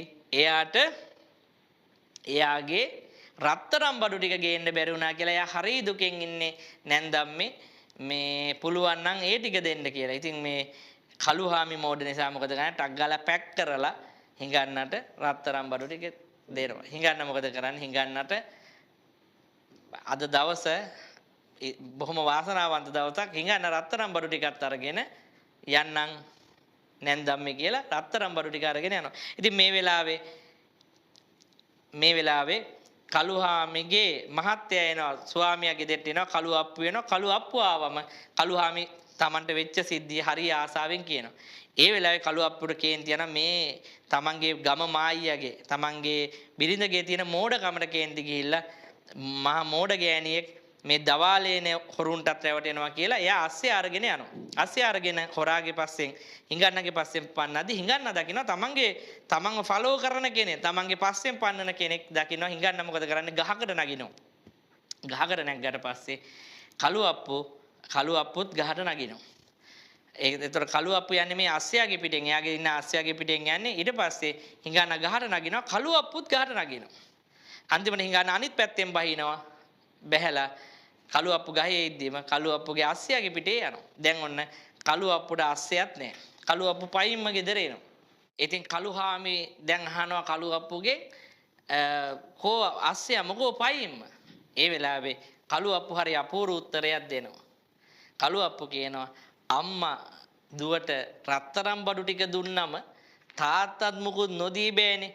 ඉතින් තාත්තා අස්සයා දුන්නා කියලා අර තමන් රැවටුන බව නොකිය එහෙම කියනවා. ඉතින් ඕකට කියනවා පුතේ එළව ගිහින් මෙලව ආවා. ඉතින් ඕකේ විශේෂත්වය තමයි මම ඔබට පෙන්වුවේ. ඕකේ ගද්‍ය පද්‍ය ලක්ෂණ දෙකම තියෙනවා. එතකොට මේ ටික ඔබ මං හිතන්නේ දැන් මේ සටහන් කරගත්තා. ඊට පස්සේ මම ඔබට ඊළඟ පිටුවේ එවන්න.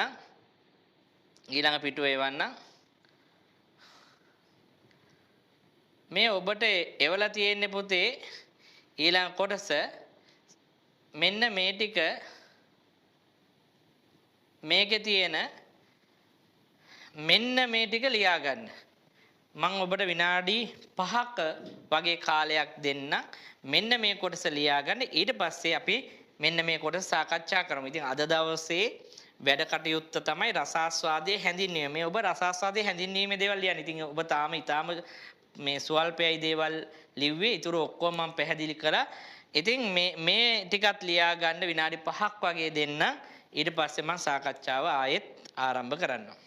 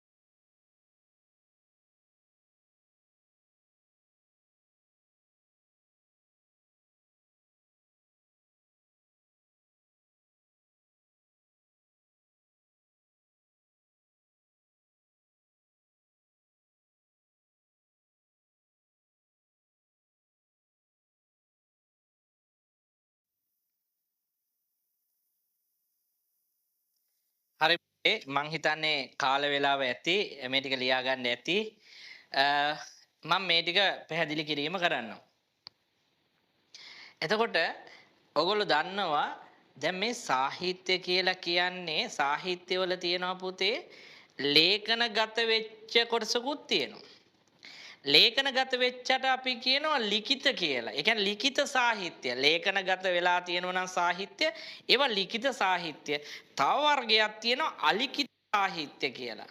ඒ කියන්නේ ලිපිලා නැහැ. අන්න කොටසකුත් තියෙනවා. එතකොට හැම සාහිත්‍ය කොටසක්ම ලියවිලා නැහැ. එතකොට ලේඛන වලින් තොරව බිහිවෙච්ච සාහිත්‍යයට අපි කියනවා ජනශ්‍රුති කියලා. ඒ ජනශ්‍රුති කියනවා. එතකොට ලේඛනගත වෙලා නැහැ. ජනශ්‍රුති ලෙස භාවිතා වෙන කොටසක් තියෙනවා. දැන් මේ ජනශ්‍රුති වලට තමයි පුතේ ජන කවි, ජන ගී, ජන නාටක වගේ දේවල් එන්නේ. ඒ කියන්නේ ජනශ්‍රුති. ශ්‍රුතිය කියන්නේ අහනවා කියන එකනේ. දැන් බහුශ්‍රුතේ කියන්නේ බොහෝ දේවල් අහපු කෙනා, බොහෝ ඇසූ පිරුතෙන් නැති. ගොඩක් දේවල් අහපු කෙනා බහුශ්‍රුතයා. තව ඉන්නවා අල්පශ්‍රුත. අල්පශ්‍රුත කියන්නේ අහලා තියෙන්නේ පොඩ්ඩයි. ශ්‍රුත කියන්නේ ඇහුවා කියන එක. ඒතර බහුශ්‍රුත කියන්නේ ගොඩක් අහලා තියෙනවා. ගොඩක් දේවල් අහලා තියෙනවා. අල්පශ්‍රුත කියන්නේ අහලා තියෙන්නේ ඊටාම පොඩ්ඩයි. ස්වල්පයයි. දැන් මේකේ තියෙන්නේ පුතේ ජනශ්‍රුති කියන වචනේ. ජනශ්‍රුති කියන්නේ ජනයාගෙන් ඇහෙන දේ ජනශ්‍රුති ලියා ගන්න. දැන් මේක ලියද්දි මම මේ කියන වැදගත් දේවල් ලියා ගන්න. දැන් මේ එක කොටසක් ඔබට කියලා දෙද්දි ඔබ ලියද්දි ඒ ගැන මම සෑහෙන හැඳින්වීමක් කරනවා. එතකොට ජනශ්‍රුති ජනයාගෙන් ඇහුණ දේවල් තමයි ජනශ්‍රුති. එතකොට ඔන්න ඊළඟට අපිට සාහිත්‍ය ගැන කතා කරද්දී ආස්වාදය මේ අපි ආස්වාදය කරන්න නෙමේ සාහිත්‍ය ඉගෙන ගන්න. මේකෙන් අපිට ලැබෙනවා. සාහිත්‍යයෙන් ආස්වාදයක් වින්දනයක් ලැබෙනවා. සාහිත්‍යයෙන් එහෙම එකක් වෙනවා. දැන් ඔබ හිතන්න ඔබ ලස්සන ගීතයක් අහනවා කියලා. දැන් ඔබ අනිවාර්යයෙන්ම මෙතන ඉන්න හැමෝම සින්දු අහනවනේ. එතකොට මේ සින්දු අහන්නේ ඔබට ලැබෙන ආස්වාදයක්. ඒ නිසානේ සින්දුවක් යද්දී ඔබ ඒ සින්දුව මුමුණන්නේ.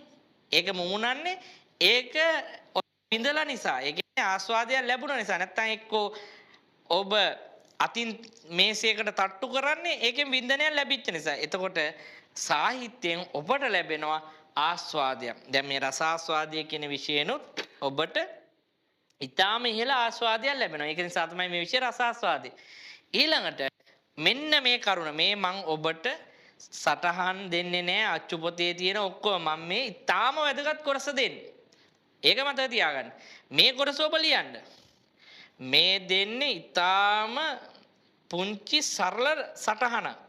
ඔබේ අච්චු පොතේ රසාස්වාදයේ හැඳින්වීම කොටස කියවුවොත් ඔබට තේරෙයි. ඒක කියවන්න ඔබට එපා වෙයි. ඒවා ග්‍රහණය කරගන්න බෑ. ඒ නිසා ඒවා බැලුවේ නැතත් කම නැහැ. බලන්න ඕනේ නැහැ. ඒ අච්චු පොතෙන් ඕනම ටික තමයි මේ ලියන්නේ. ඉතින් මේක ආයේ පෙරාපු රත්තරන් වගේ තමයි මේ නෝට් එක. එච්චර වටිනාකමක් දීලා මේක ලියා ගන්න. ඒ තරම් බොහොම පිළිවෙලට පිරිසිදු හදපු එකක්. ඒ කියන්නේ මේ මන් දෙන සටහන් වලට අමතරව උගන්වන දේවල් මේ ලියන දේවල් වලට අමතරව එන කිසි දෙයක් විභාග වල එන්නේ නැහැ. ඒකට මං වග කියනවා. ඒ නිසා මේ සටහන ඔබ සම්පූර්ණයෙන්ම ලියා ගන්න. මේ ආස්වාදය කියන වචනේ ශ්‍රී සුමංගල ශබ්දකෝෂය පුතේ ශබ්ද වචන ගැන තියෙන එකටනේ අපි ශබ්දකෝෂය දැන් ඉංග්‍රීසි වල නම් ඩික්ෂනරි. සිංහලෙන් ශබ්දකෝෂ තියෙනවා. ඒතර සිංහල පිළිගත් ප්‍රධානම පැරණිම ශබ්දකෝෂයක් තමයි ශ්‍රී සුමංගල ශබ්දකෝෂය කියන්නේ. එතකොට වැලිවිටියේ සෝරත හාමුදුරුව තමයි මේක ලිව්වේ. මේව මතක තියාගන්න. මේ ඉතාම පුංචි දේවල්. මේව ඔබට වැදගත්. ඔබ කොච්චර තාක්ෂණයේ භාවිතා කළත්, ෆෝන් භාවිතා කළත් මොනවා කළත් මේ දැනුම ගන්න ඔබ. ඒ කියන්නේ ඒවා මේ පාවිච්චි කරයි කියලා මේ දේවල් හිතේට ඒ කියන්නේ මේවා අවශ්‍ය නැහැ කියලා හිතන්න එපා. මේ විභාග ලියන්න විතර නෙමෙයි මේවා මතක තියාගන්න. ශ්‍රී සුමංගල ශබ්දකෝෂය ප්‍රධාන ශබ්දකෝෂය. ඒක රචනා කළේ වැලිවිටියේ සෝරත හිමි. ඊළඟට වැලිවිටියේ සෝරත හාමුදුරුව කියනවා රසාස්වාදය කියන වචනෙට උන්වහන්සේ දීලා තියෙන්නේ මෙන්න මේ තේරුම. රස විඳීම කියන තේරුම. රස විඳීම කියන තේරුම තමයි උන්වහන්සේ ලබා දීලා තියෙන්නේ. හොඳයි. ඊළඟට රස විඳීම කියන්නේ පුතේ නිර්මාණයක, ඒ කියන්නේ සාහිත්‍ය නිර්මාණයක රස විඳීම. මේක මානසික ක්‍රියාවලියක්. ඒ කියන්නේ අපිට කායික ක්‍රියාවලිය තියෙනවා, මානසික තියෙනවා. දැන් මේකට තාමත් මම මේ හැඳින්වීම. ඒක නිසා ඔබ කලබල වෙන්න එපා. මේ සරලයි. ක්‍රියාවලිය තියෙනවා, සිද්ධ වෙනවා. දැන් ඔබ ටික ටික මේ දැන් 10 වසර 11 වසර කියන්නේ ඔබ නව යෝගයේ ඉන්නේ. ඔබකට කායික වෙන නෙමෙයි. ඒතකොට මේ කායික බාහිරව පේනවා ඒ වෙනස්කම්. ඒවා කායික ශාරීරියේ සිදු වෙන දේවල්. නමුත් පුතේ මේ සාහිත්‍ය රස වින්දනය මේක කායික එකක් නෙමෙයි. මේක ඇත්තටම මානසික ක්‍රියාවලියක්. ඒ කියන්නේ ඔබ පොතක් කියවුවා කියන්නේ ඒක දැනෙන්නේ ඔබේ හිතට. මම කියන දේ පැහැදිලි ඇති. හොඳයි. මම මේ දැන් ඊළඟ කොටසට එනවා. ඊළඟ කොටස. මෙන්න මේ කොටසින් අද වැඩ අවසන් වෙනවා. මේ අද අපි සාකච්ඡා කරන අවසාන කොටස. මේ තියෙන අවසාන කොටස. ඉතින් මේ අද ගෲප් එකේ දැන් ඉන්න දරුවන්ට මම මතක් කරනවා තාම පන්තියේ ඉවර නැහැ. තව පොඩි වෙලාවක් තියෙනවා අපිට පැය කාලක් විතර. ඒකෙදි මේවා ලියා ගැනීම සහ මේවා පැහැදිලි කිරීම සිදු කරන නිසා ඉවර වෙනකම්ම ඉන්න. ඒ කියන්නේ මගින් යන්න එපා. ඒ වැඩසටහන ඉවර වෙනකම් ඉන්න. හොඳයි. දැන් මේ සාහිත්‍ය මේ හැම එකකම මොකක් හරි අරමුණක් තියෙන්න එපේ. ඇයි අපි සාහිත්‍ය ඉගෙන ගන්න? පුතේ සාහිත්‍ය ඉගෙන ගන්න අපේ සිත් සතන් ආනන්දයෙන් ප්‍රඥාව කරා යන්න. දැන් මේ වචන වලට බය වෙන්න එපා. මේවා ඔබ භාවිතා නොකලට මේවා පුංචි වචන. ආනන්දය කියන්නේ අපි සතුටට ආනන්දය. ආනන්දය කියන්නේ සතුටට. ආනන්දයෙන් කියන්නේ අපි මේ නිර්මාණ රස විඳිනවානේ. දැන් ඔබ කෙටි කතාවක් කියවුවොත් ඒකෙන් රසයක් ඔබට ලැබෙන්නේ. එතකොට මේ රසයෙන් ඔබ ගෙනියනවා පුතේ ප්‍රඥාව කරා. ඒ රසයෙන් ඔබ ගෙනියනවා ප්‍රඥාව කරා. රසයක් දෙනවා ප්‍රඥාවකුත් දෙනවා. ඒක තමයි ජීවිත අත්දැකීම. දැන් ඔන්න මම එහෙම කියන්නම්කො පුංචි කතාවක්. මේක හොඳට අහන් ඉන්නකො. ඒතර ඔබට තේරෙයි මේ කතා තුළින් ආනන්දය සතුටකුත් දෙනවා. ඒ වගේම ඔබට අවසානයේදී දෙනවා ප්‍රඥාවක්. මම පුංචි කතාවක් කියන්නම්. එක පන්සලක ඉන්නවා හාමුදුරු කෙනෙක්. මේ හාමුදුරුවන්ට හොඳටම කේන්ති යන පොඩ්ඩ ඇත්නම් කේන්ති යන අපි කියන්නේ මූලක් ගින්න කියලා. ඉතින් මූලක් ගින්න තියෙන හාමුදුරු කෙනෙක්. නිතරම කේන්ති යනවා. කොයි වෙලෙත් තරහින් ඉන්නේ. හොස්සලගින් මැස යන්න කේන්තියෙන් ඉන්න හාමුදුරු කෙනෙක්. ඉතින් මේ හාමුදුරුවෝ දැන් ඔය හාමුදුරුව සමහර හාමුදුරුවන්ගේ පුතේ නම් කියන්න බෑනේ. සමහර හාමුදුරුවන්ගේ නම් මහා බරසාර නම්. ඒවා ගම්මුන්ට කියන්න බෑ. සමහර නම් උච්චාරණය කරන්න බෑ. ඒ කියන්නේ මහා බරපතල නම් තියෙන හාමුදුරුවන්ට. ඉතින් මේ හාමුදුරුවන්ගේ නම ටිකක් බරසාර නමක් ඉඳ ගැමියෝ හාමුදුරුවන්ගේ නම කියන්නේ. ගැමියෝ වෙන විදියට මේ හාමුදුරුවන් හඳුන්වන්නේ. ගැමියෝ කියන්නේ බෙලිගහ පන්සලේ හාමුදුරු. එහෙම කියන්නේ බෙලිගහ පන්සලේ හාමුදුරු. ඉතින් දැන් හාමුදුරුවන්ට කේන්ති මේකට. ඒ කියන්නේ හාමුදුරුවන්ට කේන්ති ඇයි බෙලිගහ පන්සලේ. දැන් හොඳ නමක් තියෙද්දි බෙලිගහ පන්සලේ හාමුදුරුවෝ කියලා කියන්නේ. ඉතින් හාමුදුරුවන්ට කේන්ති කියලා දවසක් අබිද්දයට කියනවා අබිත්‍යෝ මෙහෙට වරෙන් මේ මිනිස්සු මට මේ ගමේ උන් කියන්නේ බෙලිගහ පන්සලේ හාමුදුරු. මට ඕක ඇහෙද්දි බුදුම විදියට කේන්ති යනවා. දැන් මේ හාමුදුරුවන්ගේ තියෙන මේ වැරද්ද තමයි කෝපය කේන්තිය. ඉතින් හාමුදුරුවෝ කියනවා අරන් වරෙන් පොරව කපපම් මේ ගහ. මුම්මට කියන්නේ බෙලිගහ පන්සලේ හාමුදුරු. දැන් අබිත්‍ය මොකද කරන්නේ? හාමුදුරුවෝ කියනවා නම් කපන්න එපේ. හාමුදුරුවෝ කියන නිසා පොරව අරන් ඇවිල්ලා ගහ කපනවා. ගහ කැපුවට පස්සේ එතන ඉතුරු වෙනවා කොටයක්. දැන් මිනිස්සු කියනවා දැන් කලින් කිව්වේ බෙලිගහ පන්සලේ හාමුදුරුවනේ. දැන් මිනිස්සු කියනවා බෙලිගහ කොටේ හාමුදුරුවෝ. බෙලිගහ කොටේ පන්සලේ හාමුදුරුවෝ එහෙම කියන්නේ බෙලිගහ කොටේ හාමුදුරුවෝම කියන්නේ. දැන් හාමුදුරුවන්ට දැන් හැම මිනිහම බෙලිගහ කොටේ හාමුදුරුවෝ බෙලිගහ කොටේ දැන් ඕක ඇහුවම තව කේන්ති යනවා. කේන්ති ගිහිල්ලා කියනවා ඇබිත්තියට ඇබිත්තියෝ දැම්මට බෙලිගහ කොටේ කපපම් මේ කොටේ. ඇබිත්තියත් මොකද කරන්නේ පොරව ගෙනල්ලා කොටේ කපනවා. දැන් එතන තියෙන්නේ මුලක්.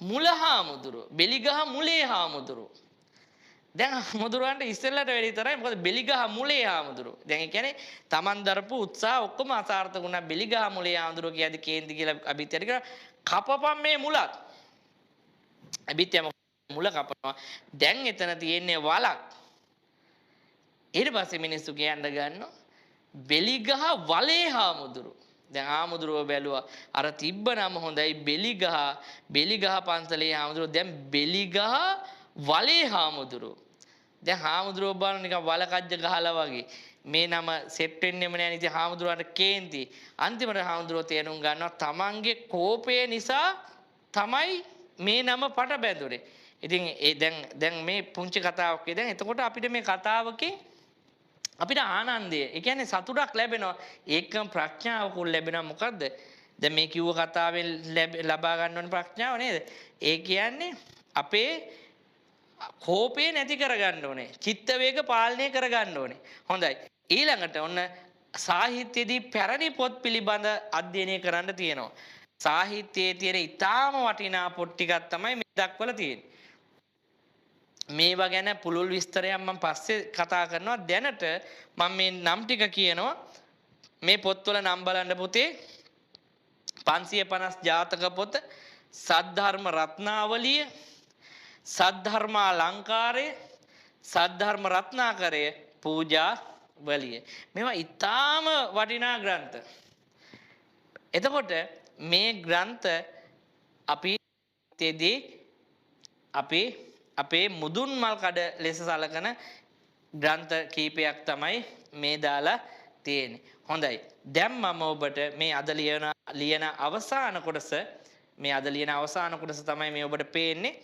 මේ කොටස ලියා ගන්න මම ඔබට විනාඩි 5ක් දෙනවා.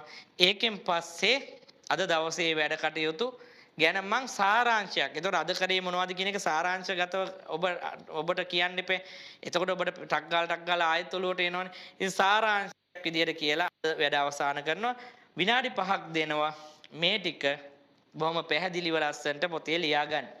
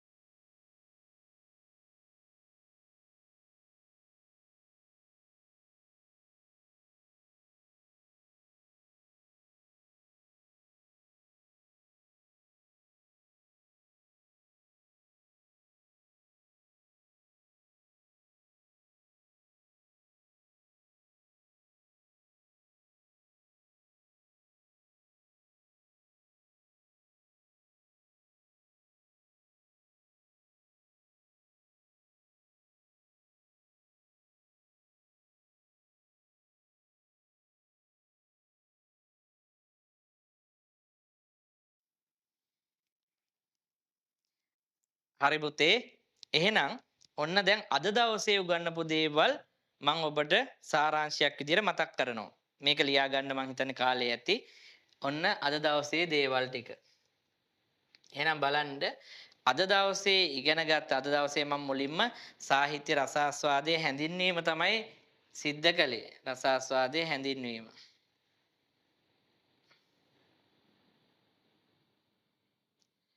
රසාස්වාදයේ හැඳින්වීම සිද්ධ කළේ. රසාස්වාදය කියලා කියන්නේ මොකද්ද?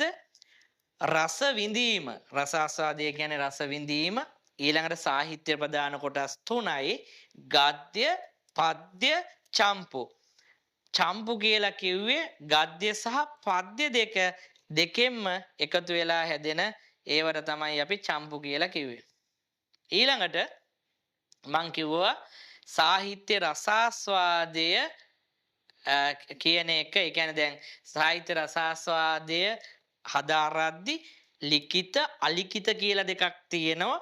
ජනශ්‍රුති කියලා එකක් කියනවා. ජනශ්‍රුති කියන්නේ ජනයාගෙන් ඇහෙන, ජනයා අතර පවතින ඒව ලේඛනගත නොවූ සාහිත්‍ය. ඊළඟට රසාස්වාදයේ කියන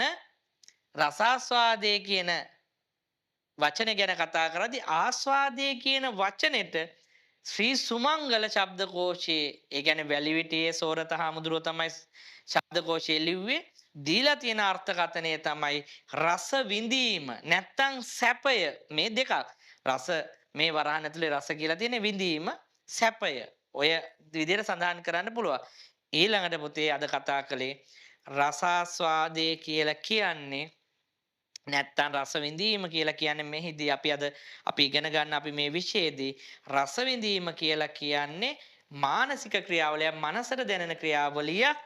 ඒ නිසා ඒ රස විඳීම සිද්ධ වෙන්නේ කායිකව නෙමෙයි මානසිකව. එතකොට අපේ සිත් ආනන්දයෙන් ප්‍රඥාව කරා ගෙන යාම තමයි මේ විශේෂයෙන් සිද්ධ වෙන්නේ. කියන්නේ අපි සාහිත්‍ය නිර්මාණය රස විඳිද්දී ආනන්දය කියන්නේ සතුට. සතුටෙන් අපි යන්න ඕනේ ප්‍රඥාව කරා. ඊළඟට අපි ලිව්වා පැරණි පොත්පත් පිළිබඳව. හොඳයි. එහෙනම් හොඳට අහගන්න. මං අද මුලින්ම දෙමාපිය රැස්වීම ගත්තා. එතකොට ඒකෙදි මෙන්න මේ දේවල් සඳහන් කළා. 2026 ලබන අවුරුද්දේ 10 වසර පන්තිය ජනවාරි 2 වෙනිදා ආරම්භ වෙනවා. ජනවාරි 2 වෙනිදා, ඒ කියන්නේ සිකුරාදා පස්වරු 5 සිට 7 දක්වා තියෙනවා. ඒකම 2000 අලුත් 11 ඒගොල්ලන්ට රසාස්වාදයේ පන්තිය තියෙනවා සිකුරාදම 5 සිට 7 දක්වා. sorry 7 සිට 9 දක්වා. එතකොට 10 11 වසර 7 9. එතකොට 10 වසර දරුවන්ට පන්ති ගාස්තුව මාසිකව 1200යි. 11 වසර දරුවන්ටත් පන්ති ගාස්තුව 1200යි.